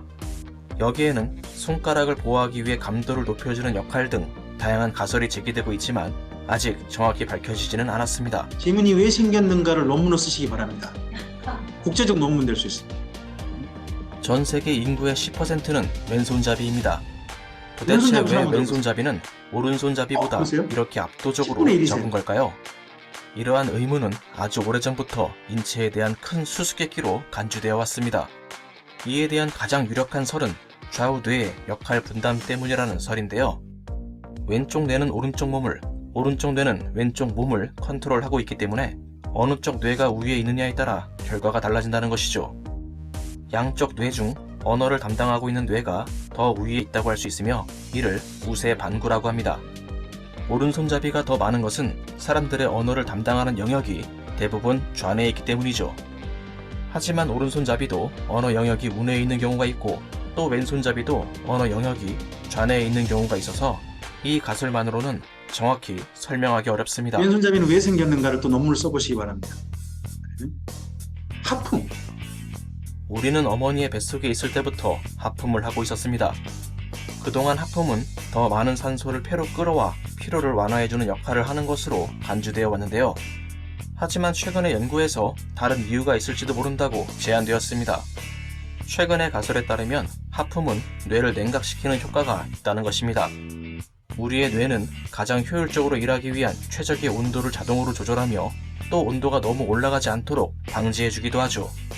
하지만 과로나 수면 부족에 의해 뇌의 온도가 올라가게 되는 경우가 있습니다. 실험 결과 하품은 심박수를 상승시키고 혈류를 향상시켰으며 안면의 긴장을 완화해줌으로써 뇌의 온도를 내리는 것으로 나타났습니다. 또한 하품을 통해 찬 공기가 폐로 들어가게 되는 것도 뇌의 온도를 떨어뜨리는 주요한 요인이었다고 합니다. 꿈은 일꾸나요?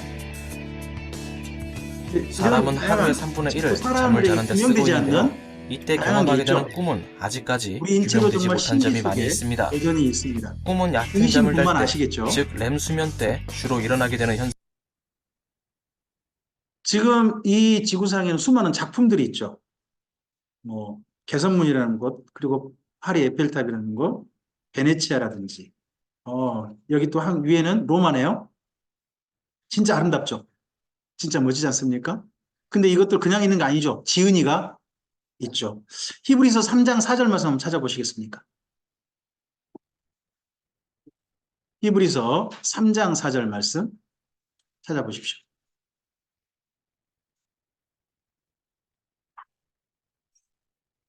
네, 찾으셨으면 읽어주시겠습니까? 집마다 지은이가 있으니 만물을 지으신 분은 하나님이십니다. 네, 우리가 이 모든 것도 지은이가 있는 거 보니까 이 만물도 그냥 있는 게 아니더라. 지은이가 있으실 것이다. 하나님께 지으셨을 것이다. 하고 우리가 추정하게 되고 그렇게 믿는다는 거죠. 그리고 사람들에게 뭐가 있더라고요? 양심과 윤리가 있더라는 거예요. 이것 때문에 하나님이 계신다고 본 분이 누구냐 그러면 임마누엘 칸트라는 분입니다. 임마누엘 칸트라는 분이 양심과 윤리가 있는 걸 보면 하나님 계신 것이다. 하고 그렇게 이해를 했어요. 먼저 로마서 2장 14절에 15절 말씀을 좀 볼까요? 앞을 보시고요. 네, 함께 좀 읽어주세요. 율법 없는 이방인이 본성으로 율법의를 행할 때는 이 사람이 율법이 없어도 자기가 자기에게 율법이 되나니 이런 이들은 그 양심이 증거가 되어 그 생각들이 서로 혹은 고발하며 혹은 변명하여 그 마음에 새긴 율법의 행위를 나타내느니라. 이게 뭐가 옳은지 뭐가 그런지 자기 스스로 판단하는 나름의 바로미터가 있더라는 거예요. 사람 나름대로. 그걸 뭐라고 불러요? 양심이라고 불러요. 사람들에게만 있더라는 거죠. 사람들에게. 저는 우리 집 강아지 데리고 하루에 한 번씩 산책하는 일을 요즘 맡아 있어요. 강제 운동을 좀 하고 있거든요. 갑자기 좀 방치된 개를 집에 데려온 바람에 집사람이 제가 좀 그 일을 좀 맡아서 하고 있어요. 근데 이 녀석이요, 하지 말라는 거 또 해요. 아니, 그게 하지 말아야 할 일인지 몰라요. 특히 그 다른 개가 열심히 길 가다가 봐놓은 용변이 있잖아요. 기어이 가서 냄새를 맡고 어떨 때는 먹으려고 하는 걸 자주 봐요. 제발 하지 마라. 제가 자주 말하거든요. 근데 자주 말하는데 한 번도 안 들어요. 걔에겐 그런 양심이 없는 것 같아요. 그걸 하지 말아야 할 일이다. 그걸 모르는 거예요.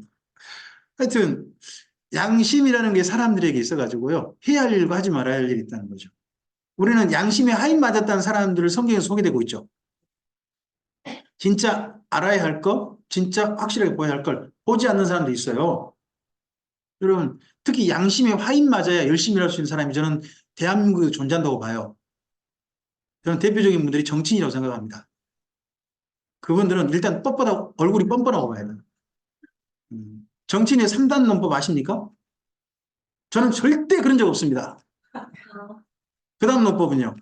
그런 적은 있으나 사실은 그거 별거 아닙니다. 세 번째, 죄송합니다. 이게 3단 논법인데. 자, 임마누엘 칸트가 했던 이야기입니다. 밑에 별이 있죠. 빨간색 글자. 이거 임마누엘 칸트가 했던 이야기예요. 읽어주세요. 별이 하늘에서 반짝이는 것처럼 내 안에 양심이 반짝이는 것을 사람이 양심이 있으면요. 이런 말을 해요. 야, 저 사람 신이 안 들어가고 뭐하나. 저 죽여버리지 좀. 어떤 사람 보고요. 저 사람은 세상 살 가치가 없는 사람인데 왜 신은 저 칼만 놔두나. 이런 말 할 때가 있어요. 또 어떤 사람은요. 하나님은 도대체 어디 계신가 저 사람을 데려가시다니. 혹시 그런 생각 들 때 없나요? 그게 뭐예요? 우리 양심이에요. 그 사람은 진짜 신이 좋아할 만한 사람인데 이 사람은 신도 용납 못할 사람인데 이제 그렇게 우리 마음속에 반짝거리고 있다는 거죠. 그걸 부여하신 분이 누구? 하나님이시라는 겁니다. 그리고 사람은 뭘 감각한다고요? 아름다움을 감각해요. 전도서 3장 11절 말씀 한번 찾아보시겠습니까? 전도서 3장 11절입니다.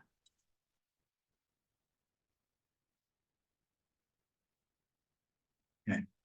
찾으셨으면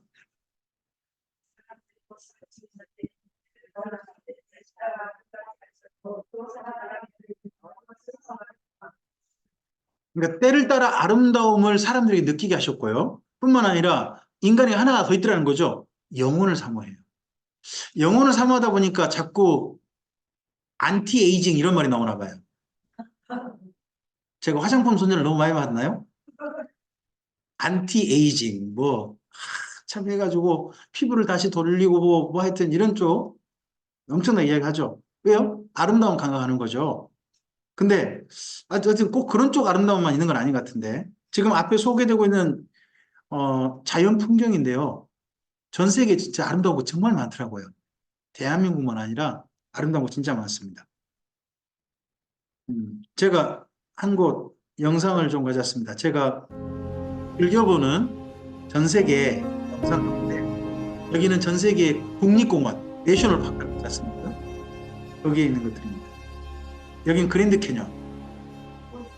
저도요. 다녀온 사람 왕따를 시켜야 될 겁니다. 정말 가보고 싶어요. 가보고 싶은데 여기. 네네. 그랜드 캐년. 여긴 아일랜드라고 하는 영국이죠.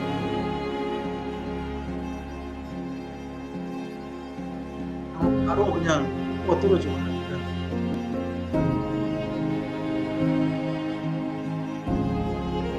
여기 뉴질랜드, 호주 옆에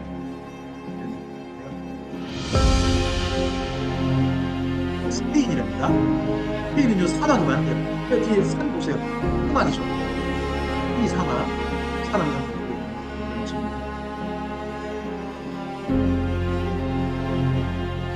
이런 곳이 있다는데 여기 이렇게 사람들이 많이 파는지 모르겠어요.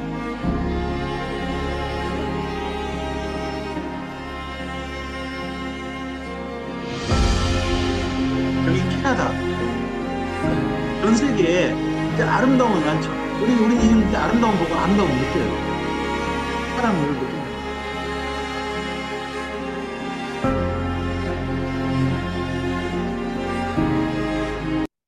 네. 한국어 많이 보셔서 외국인이 찍은 영상을 잠깐 좀 보여드렸어요. 그래서 저도 가끔씩 요즘 틈날 때 좀 여유가 생기면요. 저는 주로 움직인 걸 별로 많이 하진 않아요. 저는 제 모든, 어떤 분이 이야기하더라고요. 제 모든 성경 강좌는 엉덩이 힘에서 나왔대요. 저 앉아있질 못하신 분은 성경 절대 연구 못합니다. 앉아있기를 잘하셔야 성경 연구할 수 있습니다. 전 조 목사님이 그래서 걱정입니다. 저를 부르시긴 부르셨는데 제가 저분 스타일을 제가 여기서 잠깐 뵀거든요. 근데 잠깐 뵀는데 저분 가만히 계실 분이 전혀 아닌 것 같아요. 제 딱 후배가 그러거든요. 그래서 저한테 성경과 함께 배우겠다고 오신 후배가 있어요. 근데 그분 활동 범위가 엄청 넓어요. 지금도 시작도 못 하셨죠.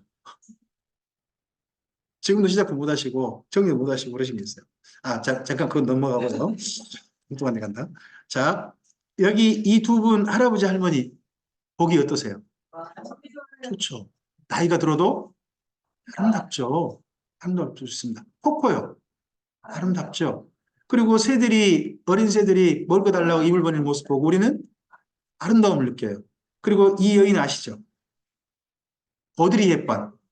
오드리 헵번이라는 이 여인이 로마의 휴일이라고 하는 그 영화 나오면 갑자기 사라져요. 갑자기 사라져요. 왜 사라졌는가 봤더니 그의 아버지가 나치라는 게 알려졌어요. 나치. 그러면서 이 오드리 헵번이 그러거나 말거나 나는 하겠다고 한 게 아니라 자기 그런 아버지를 둔 과거에 대해서 부끄러웠던 거예요. 그래서 음악의 자리에서 그냥 은퇴해버려요. 그리고 결혼도 안 하고 아프리카로 갑니다. 30대. 그래서 70대 넘어서까지 아프리카 살다 거기서 죽어요. 여기 지금 사진은요. 그런 오드리 헵번이 암에 걸려서 시한부 생명을 살고 있다는 게 알려졌어요. 알려져서 그 오드리 헵번을 그래도 살아생전에 꼭 한번 사진 좀 찍고 싶어서 기자가 찾아간 거예요. 찾아갔을 때 오드리 헵번이 시한부 생명, 암이 있다는 거 몸에 있다는 거 알아요. 근데 끝까지 그때도 하고 있는 일이 거기 아프리카에 있는 아이들 돌보는 일이셨대요. 돌보면서 그 기자를 향해서 웃어주는 모습인데 이 모습 보고 얼마나 많은 사람이 우는지 몰라요. 이분의 생애가 너무 아름답잖아요. 우리가 여기 오드리 헵번 보고 외모를 아름답고 한 게 아니죠. 이분의 자기의 삶을 음악의 여왕에 했던 그 모든 걸 다 버리고 과거를 부끄러워하고 아버지가 남긴 걸 부끄러워하고 대신에 이 아프리카에서 아무도 찾아오지 않는 그 어린 생명들을 돌보는 일로 자기 생애를 마치고 있는데 그거에 대해서 전혀 부끄러워하지 않고 이렇게 사는 게 내 생애를 잘 사는 거다 하고 마지막 웃는 이 모습이 많은 사람들에게 진짜 아름다움을 느끼게 하잖아요. 사람들에게는요, 아름다움을 느끼는 뭔가가 있어요. 보시기에 좋았더라. 정반대로요. 보기에 안 좋다도 느껴야 돼요. 미추. 아름답고 추한 건 추하고 투하다고 느껴야 돼요. 그죠? 이게 인간의 본래 다른 모습이죠. 그리고 만물에는 뭐가 있더라고요? 존재이고 있더래요. 이걸 가지고 하나님이 계신다라고 증명한 분이 13세기 정도의 토마스 아퀴나스라는 분이에요. 모든 만물에는 다 뭔가 존재 이유가 있더라 하는 거예요. 지금 들판에 보이는 수많은 나무들, 꽃들, 풀들, 그리고 하늘의 구름과 이 모든 것들이 다 존재 이유가 있더라 하는 거죠. 이걸 보면 목적, 논적, 논적이라 그러거든요. 모든 생명체는 그냥 태어난 게 아니라는 거예요. 이유 없이 태어난 게 아니라는 거죠. 뭔가 목적을 가지고 태어났다는 거예요. 자, 함께 읽어주실까요? 목적, 논적. 철학자인 토마스 아퀴나스가 처음 주장한 증명입니다. 모든 사물은 존재의 원인과 함께 전체적인 조화를 위한 기능과 목적을 가지고 각자의 기능이 서로를 보완하더라는 거죠. 예전에는요, 진화론이 어떻게 했냐 그러면 자연 도태설이라는 걸 주장했어요. 또는 약육강식을 했거든요. 강한 자가 살아남는다는 거예요. 약한 자는 없어져 버리고 강한 자가 살아남는다고 그렇게 진화론이 주장을 했어요. 근데 최근 진화론은요, 바뀌었어요. 우리나라에 유명한 최재천이라고 하는 성함의 진화론자가 있어요. 이분은 독특하게 표현하는데 생태 진화론자라고 표현하거든요. 생태 진화론자. 이분은 자기가 찰스 다윈의 대한민국의 이런 제자들 이렇게 해서 또 말씀을 하셔요, 자기를. 근데 그가 주장하는 건 뭐냐 그러면요, 이전 진화론과 달라요. 이전 진화론은 강한 자가 살아남는다 했거든요. 그게 아니라 모든 이 땅에 이미 있는 생명체들은 서로 조화를 이루고 살고 있다는 거예요. 조화롭게 살도록 진화했다는 거예요. 말이 달라졌어요. 예전에는 강한 자가 살아난다고 했는데 이제는 뭘로 바뀌었다고요? 조화롭게 지내도록 진화됐다는 거예요. 아니, 맨 처음부터 조화롭게 지내도록 하나님 창조했다 그러면 되잖아요. 근데 그렇게 말 못하겠으니까, 그건 인정 못하겠으니까 어떻게? 점점 생명체가 서로 간에 조화를 점점 이루어가고 있다. 그게 진화다.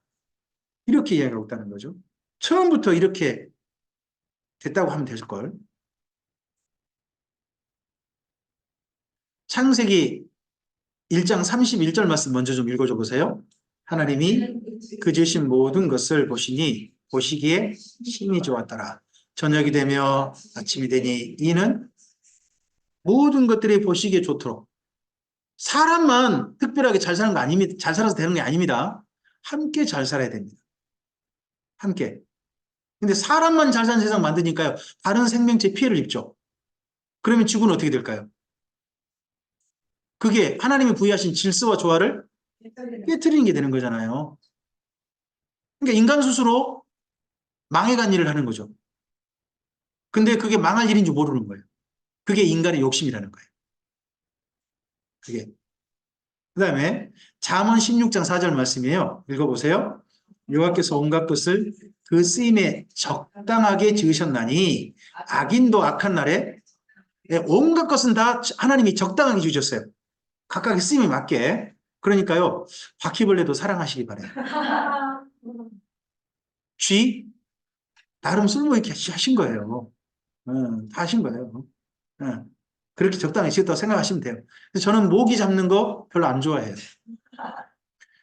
그냥 날려보내죠. 그 대신에 불법 침입한 모기 놈들이 있어요. 저는 안면방이라고 수면방해를 자꾸 하는 놈들이 있거든요. 근데 걔들은 안 봐주죠. 걔들은 범죄행위를 한 거예요. 하지만 저희 집 와서 저 상관없이 살고 있는 놈들은 그냥 놔둡니다. 살으라고. 악인도 적당한 날에 악한 날에 적당히 지었다.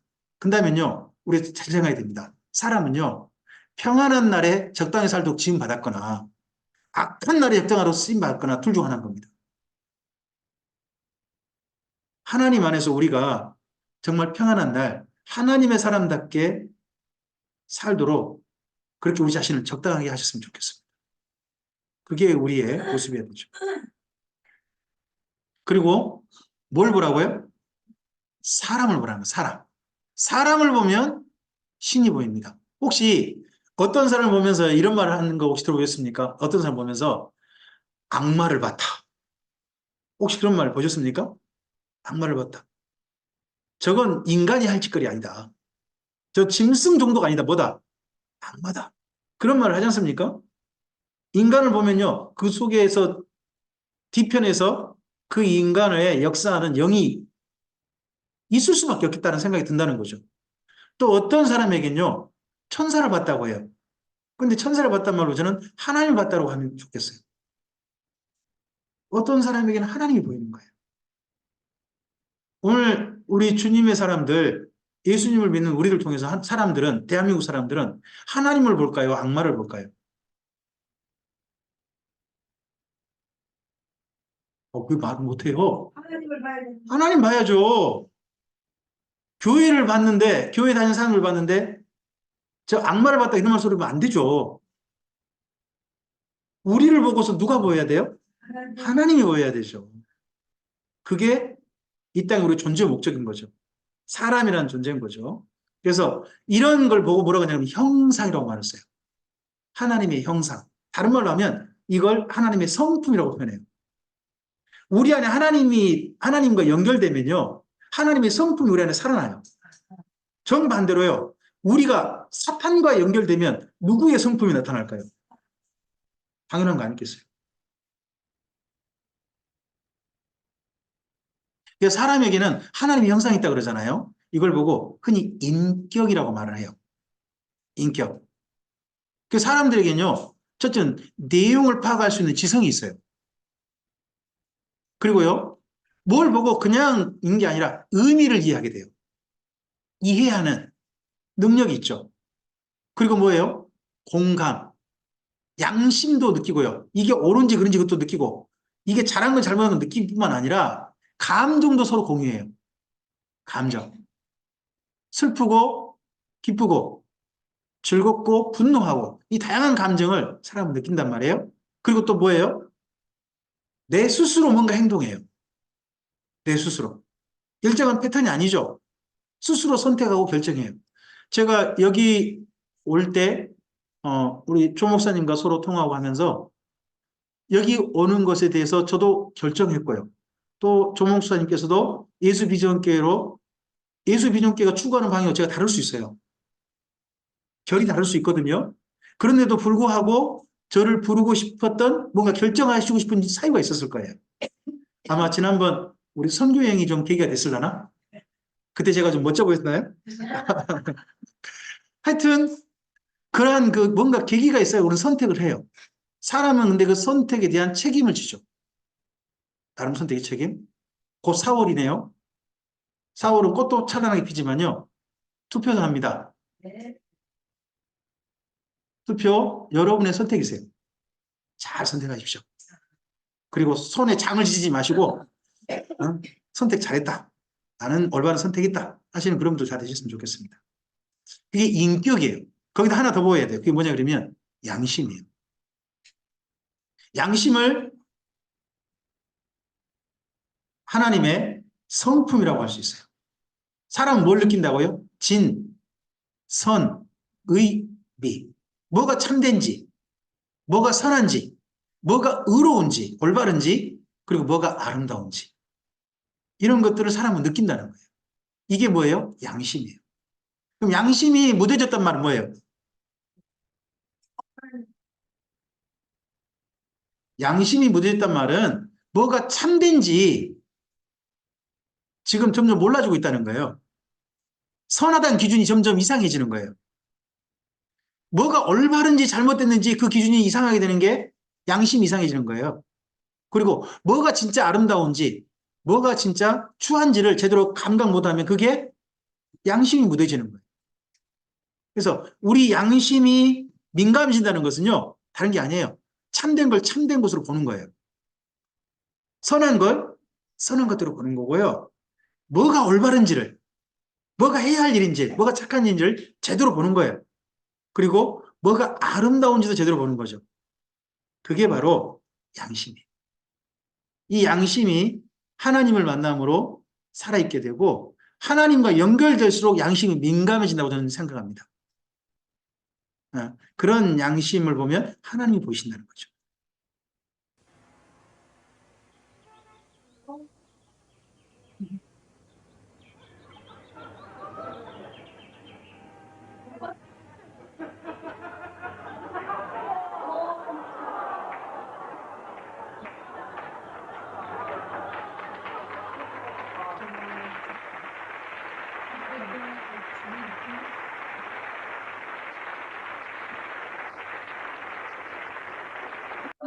진짜. 우리 이거 보고 박수 치죠. 잘했다고 하죠. 왜 그래요? 우리 양심이 느껴요. 뭐가 좋은, 뭐가 아름다운지를 느끼는 거예요. 그죠? 이걸 보면 이 아이가 해야 할 행동을 했다라고 인격으로 느끼는 거예요. 이걸 부여하신 분이 누구시다? 하나님이시다. 하는 거죠. 이게 중국이에요. 그러니까 아름다우면 아름다운 거지. 그리고 하나님이 한 가지 더. 하나님 뭐가 되신다고요? 원인이 되신다. 이 땅에는 모든 물질, 재료의 원인이 누구시다? 하나님이시다. 그리고 형상, 이 땅에는 모든 모양에 누가 부여하신 것이다? 하나님께서 부여하셨다. 이 땅의 모든 질서는 누가 부여하셨다? 하나님 부여하셨고 이 땅에 사람들이 이제 발견해가고 있죠. 법칙. 만유인력의 법칙 같은 법칙을 발견해가고 있잖아요. 법칙은 누가 부여하신 것이다? 하나님이시다. 그리고 모든 생명체들이 운동하게 하셨어요. 사실 우리 몸도 운동하고 있는 거예요. 심장이 운동하고 있죠. 뇌가 운동하고 있어요. 우리 장기가요. 운동하고 있어요. 그죠? 네. 때때로 방귀 나온 걸 감사하셔야 돼요. 아니 우리 장이 움직여가지고요. 속에 있는 가스를 밖으로 배출하는 운동이라니까요. 이게 감사한 거예요. 방귀가 안 나와가지고요. 혼나보신 적 있어요? 혹시나 변이 안 나와서 혼나보신 적 변이 나오는 걸 감사하셔야 됩니다. 진짜. 이게 아멘을 맞다니. 운동이라는 것이 질서를 누가 구했다는 거 질서. 그리고요. 모든 생명에는 누가 원인이시더라? 하나님께서 부여하시더라는 거죠. 하나님께서. 그리고요, 특별하게 사람에게 주신 게 있죠. 소망이에요. 내일을 바라보는 거예요. 동물들은 내일을 위해서 뭔가 준비한다? 글쎄요. 물론 그거 약간 있는 것 같아요. 겨울잠 준비? 뭐 이런 게 있을지 몰라요. 뭐 하여튼 그 준비 같은 거 있잖아요. 근데 사람은 그런 준비가 아니죠. 심지어 뭐를 준비해요? 죽음 넘어.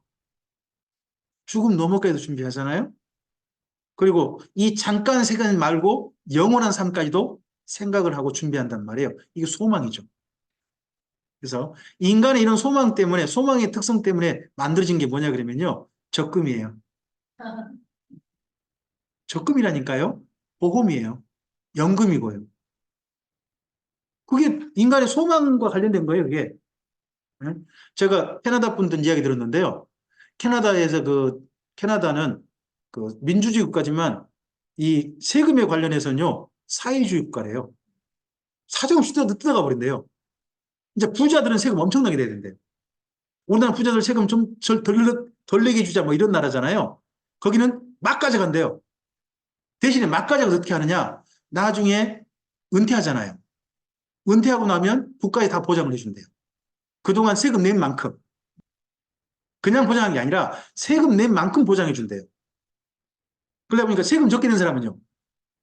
적게 나오는 거예요. 그냥 일반 생활하고 많이 낸 사람은.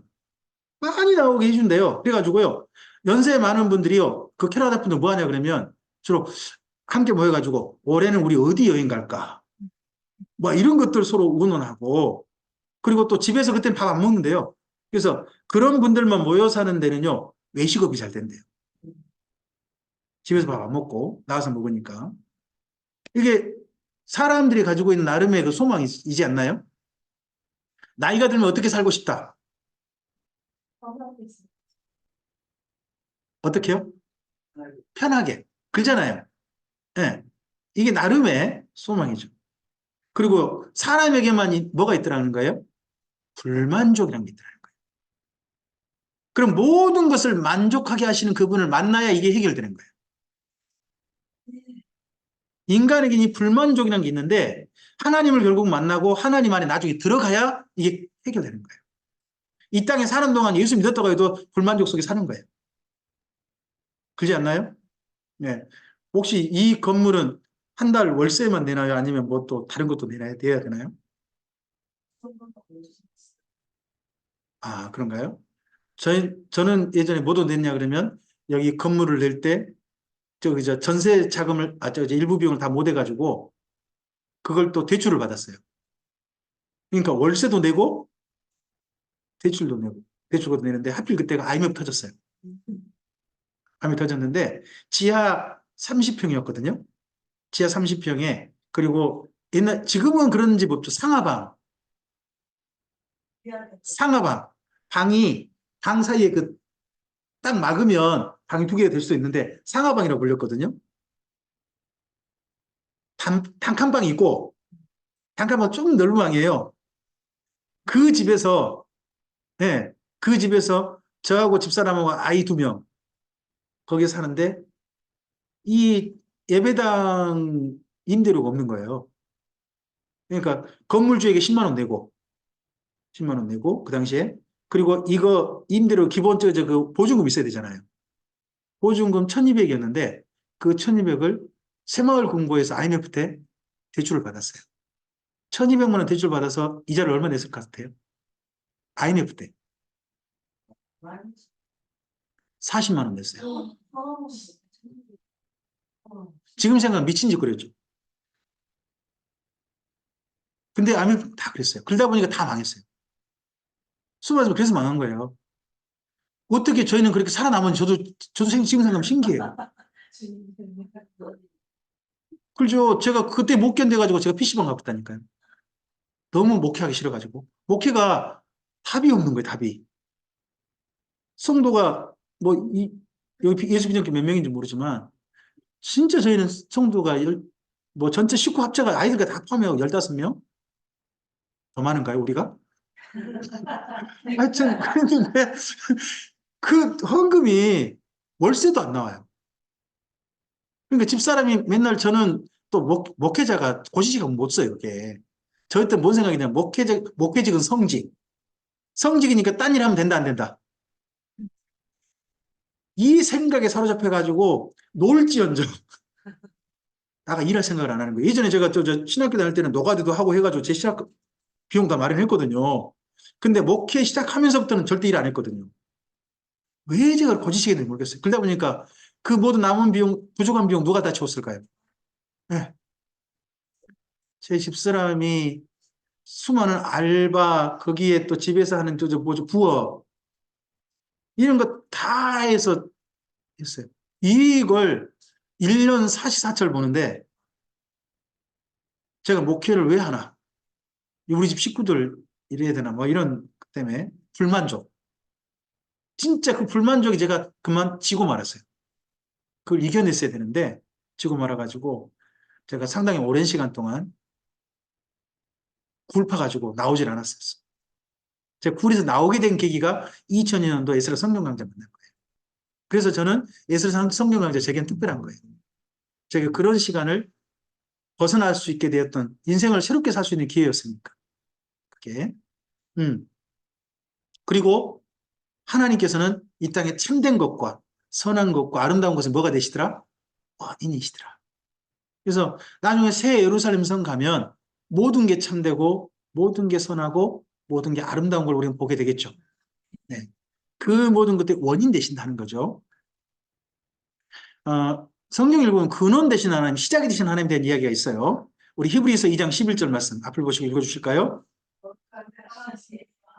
거룩하게 함을 입은 자들이 다 한 근원에서 난지라. 그러므로 형제라 부르시기를 부끄러워하지 아니하였습니다. 우리는 하나님 한 분에게 나온 근원이신 분, 그분이 라는 겁니다. 그 다음에 히브리서 5장 9절입니다. 읽어주세요. 온전하게 되셨은즉 자기에게 순종하는 모든 자에게 영원한 구원의 근원이 되십니다.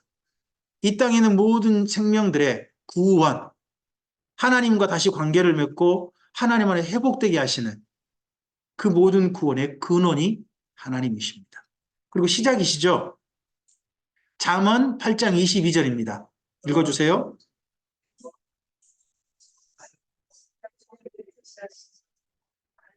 자, 하나님이 천지 창조를 뭐라고 표현했어요? 조화라고 표현했어요. 천지창조 하나님께서 마음대로 만드신 게 아니라 질서 있고 조화 있게 만드셨다는 거예요. 그래서 애초에 천지창조를 조화라고 표현했어요. 조화라고. 그 다음에 계시록 22장 13절 잘 아시는 말씀이죠. 읽어보세요. 나 알파 오메가요, 처음과 마지막이요, 시작과. 하나님은 근원이 되시고 시작이 되시고 원인이 되시고 마침도 되세요. 시작하신 분이 또한 마치게 하실 거예요. 우리 인생도 시작이 있고 마침이 있는 것처럼 역사도 그러할 것이고 심지어 이 우주도 하나님 안에서 언젠가 시작이 있고 아침이 있어 새로운 또 시작이 주어지게 되는 날이 있겠죠. 그런 하나님을 우리가 이제 만나는 거, 그것이 성경을 보는 거예요. 하나님 어떤 분일까요? 하나님만 가지고 계신 분 있어요. 그분의 대표적인 게 뭐냐 그러면요, 자존하신다는 거예요. 스스로 계신다는 거예요. 그래서 하나님을 스스로 우리에게 이름을 알려주셨죠. 여호와, I am who I am. 나는 스스로 있는 자다. 그 스스로 있는 분으로서 전능하시고요, 전지하시고 어디나 계시고, 그리고 그분만이 변함이 없는 그분이라는 거죠. 저 예전에는 머리 아주 빡빡했어요. 제 청년 때 사진 보면요, 머리숱이 그렇게 많아요. 그래서 저희 집에 아들이 3명이거든요. 아들 3명 보면 한편 생각하면 좀 안타까울 때가 있어요. 제 아들이 머리가 지금 이제 빡빡하거든요. 혹시나 저들이 내 유전자를 받았으면 언젠가 이제 빡빡한 게 없어질 텐데, 미리 걱정하는 것일 수도 있고. 변하지 않으신 분이 하나님이신 거죠. 그리고 하나님은 인격적 속성, 즉 우리 사람과 닮아 있는 게 있어요. 첫째는 하나님의 모양이 우리가 하나님을 닮은 거예요. 그리고 우리 형상도요, 하나님 닮은 거예요. 쉽게 말하면 이렇게 표현하죠. 하나님이 원본이시고요, 우리가 사본이에요. 원본과 사본은 같아요, 틀려요? 같아요. 다만 농도만 다를 뿐이에요. 그런 거잖아요. 그 다음에요, 하나님은 일부러 계시고 싶으셔서 우리 안에 계시고 싶으셔서 마음이라는 걸 우리 안에 주셨어요. 마음을 심지어 하나님의 좌소라고 불러요. 마음을. 그리고요, 하나님과 통할 수 있는 통로 하나를 열어놓죠. 그게 뭐예요? 믿지 않는 사람도 그게 양심이라는 거예요. 분별하게 하셨죠. 이런 분으로 창조하셨어요. 창세기 1장부터 2장까지 읽어보면요. 하나님의 창조라는 단어 가운데 무에서 유의 창조도 있어요. 근데요, 이미 가진 재료를 가지고 새롭게 만드신 게 있어요. 그런 단어가 무려 3개나 나와요. 그래서요, 사람들은요, 없는 데서 뭘 만들어내지 못해요. 하지만 사람들이요, 이미 가진 재료 있잖아요. 가진 재료를 조합해가지고 새로운 걸 만들어내는 창조의 능력이 사람들에게 주어져 있어요. 지금도 그런 능력을 발휘해서 새로운 세계로 점점 가려고 하는 문명을 발전시키는 인간의 모습을 보잖아요. 그게 하나님의 성품이죠. 그리고요, 하나님은 감각하게 하셨어요. 사람 감각. 하나님께 성경 읽어보면 어떤 거에 대해 더럽다고 하세요. 어떤 것은 정결하다고 하세요. 사람도 뭘 느껴요? 더럽다? 정결하다 느끼잖아요. 또 어떤 걸 아름답다. 어떤 것은 도저히 용납 못하겠다. 악하다. 이렇게 하시기도 하잖아요. 그죠? 그게 감각이죠, 감각. 그리고 뭐예요? 생각하게 하세요. 생각은 추구하는 거예요. 하나님께서도 뭔가 사람들로 하여금 바라보게 하시고 하나님의 생각하시고 경영하시는 게 있어요. 사람들도요, 모든 일을 그냥 생각 없이 하는 게 아니죠. 생각이 있으니까 직장 다니는 거 아니에요. 아니에요? 맞아요. 그래도 내가 이 때려치고 싶은데 누구 생각해서? 그죠? 그게 생각이죠. 그죠? 오늘 교회 안 가고 싶지만 조혜종 목사님이 계시는데 내가 안 갔다가 어떻게 될 건데. 생각하니까 어떻게 돼요? 가죠. 그죠. 네, 생각이라는 게 참 중요한 거죠. 어떤 분이요, 교회 가기 진짜 싫었대요. 제가 잘 쓰는 이유인데요. 그러니까 그분 어머니가 왜 얘야, 왜 교회를 가기 싫으냐, 가자 하니까 그 아드님이 어머니한테 이야기했대요. 어머니, 왜 찬양이 그렇게 엉망이에요? 진짜 듣기 싫어요. 소음 같아요. 그리고 장로님 기도가 너무 길어요. 아니, 설교도 아니고 뭔 기도를 그렇게 길게 한대요? 그리고 성가대 찬양, 다음에 저도 맞췄으면 좋겠어요. 그러니까 어머니가, 그래, 네 말이 일리가 있긴 있다. 근데 어떡하냐, 네가 담임 목사인데. 목사들 사이에 유명한 예화예요. 성도들은 모르는 예화예요. 모르는 예화예요. 목사도 때때로 뭐 하고 싶은 마음이 있다. 교회 가기 싫을 때가 있다.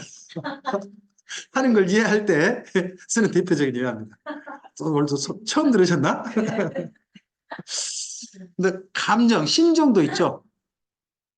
즐겁고, 슬프고, 분하고, 아프고, 애통하고, 고통이 느껴지고 하는 그런 마음이 있잖아요. 그게 우리에게도 있고 하나님도 있으셔요. 성경 읽어보면 그렇습니다. 그리고 애정, 사랑함이 하나님께도 있고 우리에게도 있죠. 그래서 이 모든 게 합쳐진 걸 뭐라고 그래요? 인격이라고 해요. 인격. 이 인격이 원래는 인격이 아니라 신격이셨어요. 하나님의 성품이었다고요. 그걸 누구한테? 우리에게 담아주신 거죠. 그리고 하나님은요, 구원자시죠. 때때로 어려움 가운데서 문제 해결해 주는 거죠. 우리는 아이들의 어려움을 누가 해결해 줘요? 그게 구원이에요. 그 해결을 하는 대표적인 분이 누구냐 그러면 엘리사예요. 하나님이 이렇게 해결해 줄 수 있으세요? 하는 분이에요. 때때로 어디 빠진 사람 건져낼 수 있죠. 우리는 구원을 봐요. 근데 그렇게 실제하신 분이 누구시다? 하나님이시라는 거죠. 그리고 우리 늘 곁에 가까이 있어요. 그 사람이 가까이 있으니까 좋은 사람이 있잖아요. 그죠? 근데 성경 읽다 보면요, 누구에 비해 잠 못 자는 사람도 있어요. 웬 사람이 잠자는데 머리다 말뚝 박아 죽여버렸어요. 사사기 보면 나와요. 사사기 보면 나와요. 제 아내가 그런 여인이 아닌 게 얼마나 감사해요. 제가 그렇게 속썩였는데도 불구하고 저한테 한 번도 말뚝 박은 적 없어요. 얼마나 감사해요. 곁에 있는 게 좋은 사람 있잖아요. 곁에 있어서 그런 힘이 되는 사람. 물론 곁에 있어서 맨날 속 썩이는 저 같은 사람이 있어서 세상이 모양이 다양하긴 합니다만은 하여튼 임마누엘, 곁에 있어 좋은 사람. 그리고 돕는 분이 보혜사죠. 보혜사라면 다른 말이 아니에요. 돕는 분이라는 뜻이에요. 우편에 선 자라는 뜻이거든요. 오른편에 선 사람은 누굴까요? 일반 사람들 사는 세상을 한번 생각해 보세요. 오른편에 선 자는 누구예요? 원래요, 변호사예요. 변호사. 그래서 보혜사란 말, 파라클레토스란 말에 많은 그 유럽의 번역은 변호사로 돼 있어요. 그리고 상담가, 선생님 이런 말로 번역이 돼요. 그걸 우리나라 말로 번역할 때 보혜사로 한 거예요. 그러니까 돕는 분인 거죠. 가까이 곁에서 하나님 부르신 거고, 그리고 잘했는지 잘못했는지 심판하세요. 혹시 매 맞아 본 적 있으세요? 부모님께? 그럼 매를 때려보신 적은 있으세요? 그러세요? 너 집 나가 해본 적 있으세요? 없으세요? 있으세요? 요즘은 안 하는데 요즘 분이 아니시구나. 그게 뭐예요? 심판이에요. 사실은 그게 심판이에요. 나중에 그렇게 하실 분이 누구예요? 하나님이세요. 너 나가! 일나는 거예요, 그때. 그 소리 들으면. 그죠? 이게 뭐 어디 일어난 일이래요. 그래서 구원하고 가까이 함께 있고 옆에서 돕고 잘못 잘못 판단해주고 이 모든 것들 하는 게 사실 가족 안에 이루어질 내용들이에요. 우리가 하나님과 그래서 나중까지 바라본 게 뭔가요? 가족이 되는 거죠. 지금 우리가 하나님의 가족 입양된 사람이잖아요. 언젠가 하나님과 영원한 가족으로서 새하늘 새 땅에 새 예루살렘 하나님 성에서 만나게 되는 거잖아요. 예. 그리고요, 이런 하나님은 어디 계신데요, 그러면요? 옆에 계신데요. 자, 사도행전에 있는 말씀 보면요, 이 말씀이에요. 하나님 멀리 계시지 않다. 이렇게 표현해요. 하나님은 멀리 계시지 않다. 그럼 거꾸로 말하면요, 가까이 계신다. 멀리 계시지 않다 말은 가까이 계신단 말이잖아요. 대신 하나님 잘 안 보여요. 왜요? 두 번째, 숨어 계시니까. 잘 모르는 우리 의외에 잘 안 보이는 거예요. 근데 어느 순간 이 일 하나님이 함께 하셨구나 하고 깨달을 때가 있어요.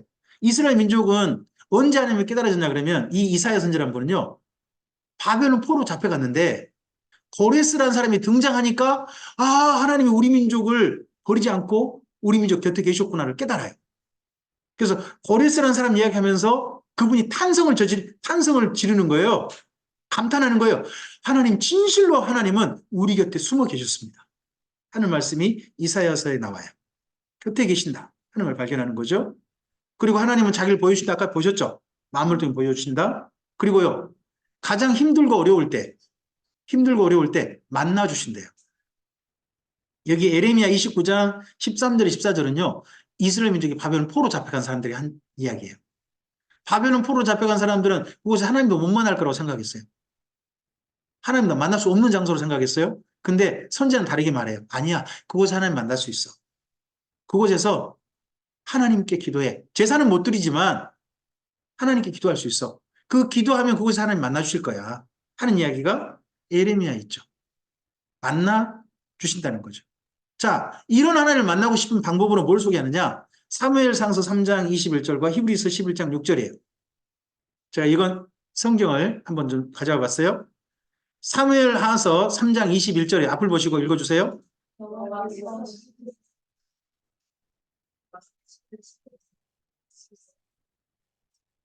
하나님께서 나타나신 방법이요. 예전에 광야 때는 어떻게 나타나셨죠? 나 너희랑 함께 있어 하는 게 나타내신 방법. 구름 기둥, 불 기둥. 또 하나 방법이라면 새벽마다 만나를 주시면서 내가 너희랑 함께 있어라고 보여주신 거예요. 그런데 이스라엘 민족이 가나안 땅 들어오고 나서는요, 이게 사라졌어요. 사라졌는데 다시 하나님께서 이스라엘 민족에게 나는 너희랑 함께 있다니까 하고 나타나셨다는 거예요. 나타내신 방법이 뭐라고요? 말씀하시면 나타나셨다는 거예요. 근데 예수님도 예수님께 와서도 이렇게 말씀하셨어요. 자, 요한복음 1장 18절 말씀이거든요.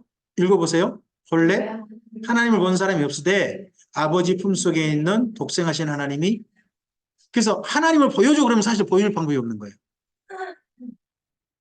예수님 지금 우리랑 살고 계시지 않잖아요. 하늘에 가 계시잖아요. 우리는 예수님이 나랑 함께 산다고 말하지만 사람들이 예수님 어디 계신데? 내 마음속에 보여줘봐. 보여줄 방법이 어디 있어요? 그러잖아요.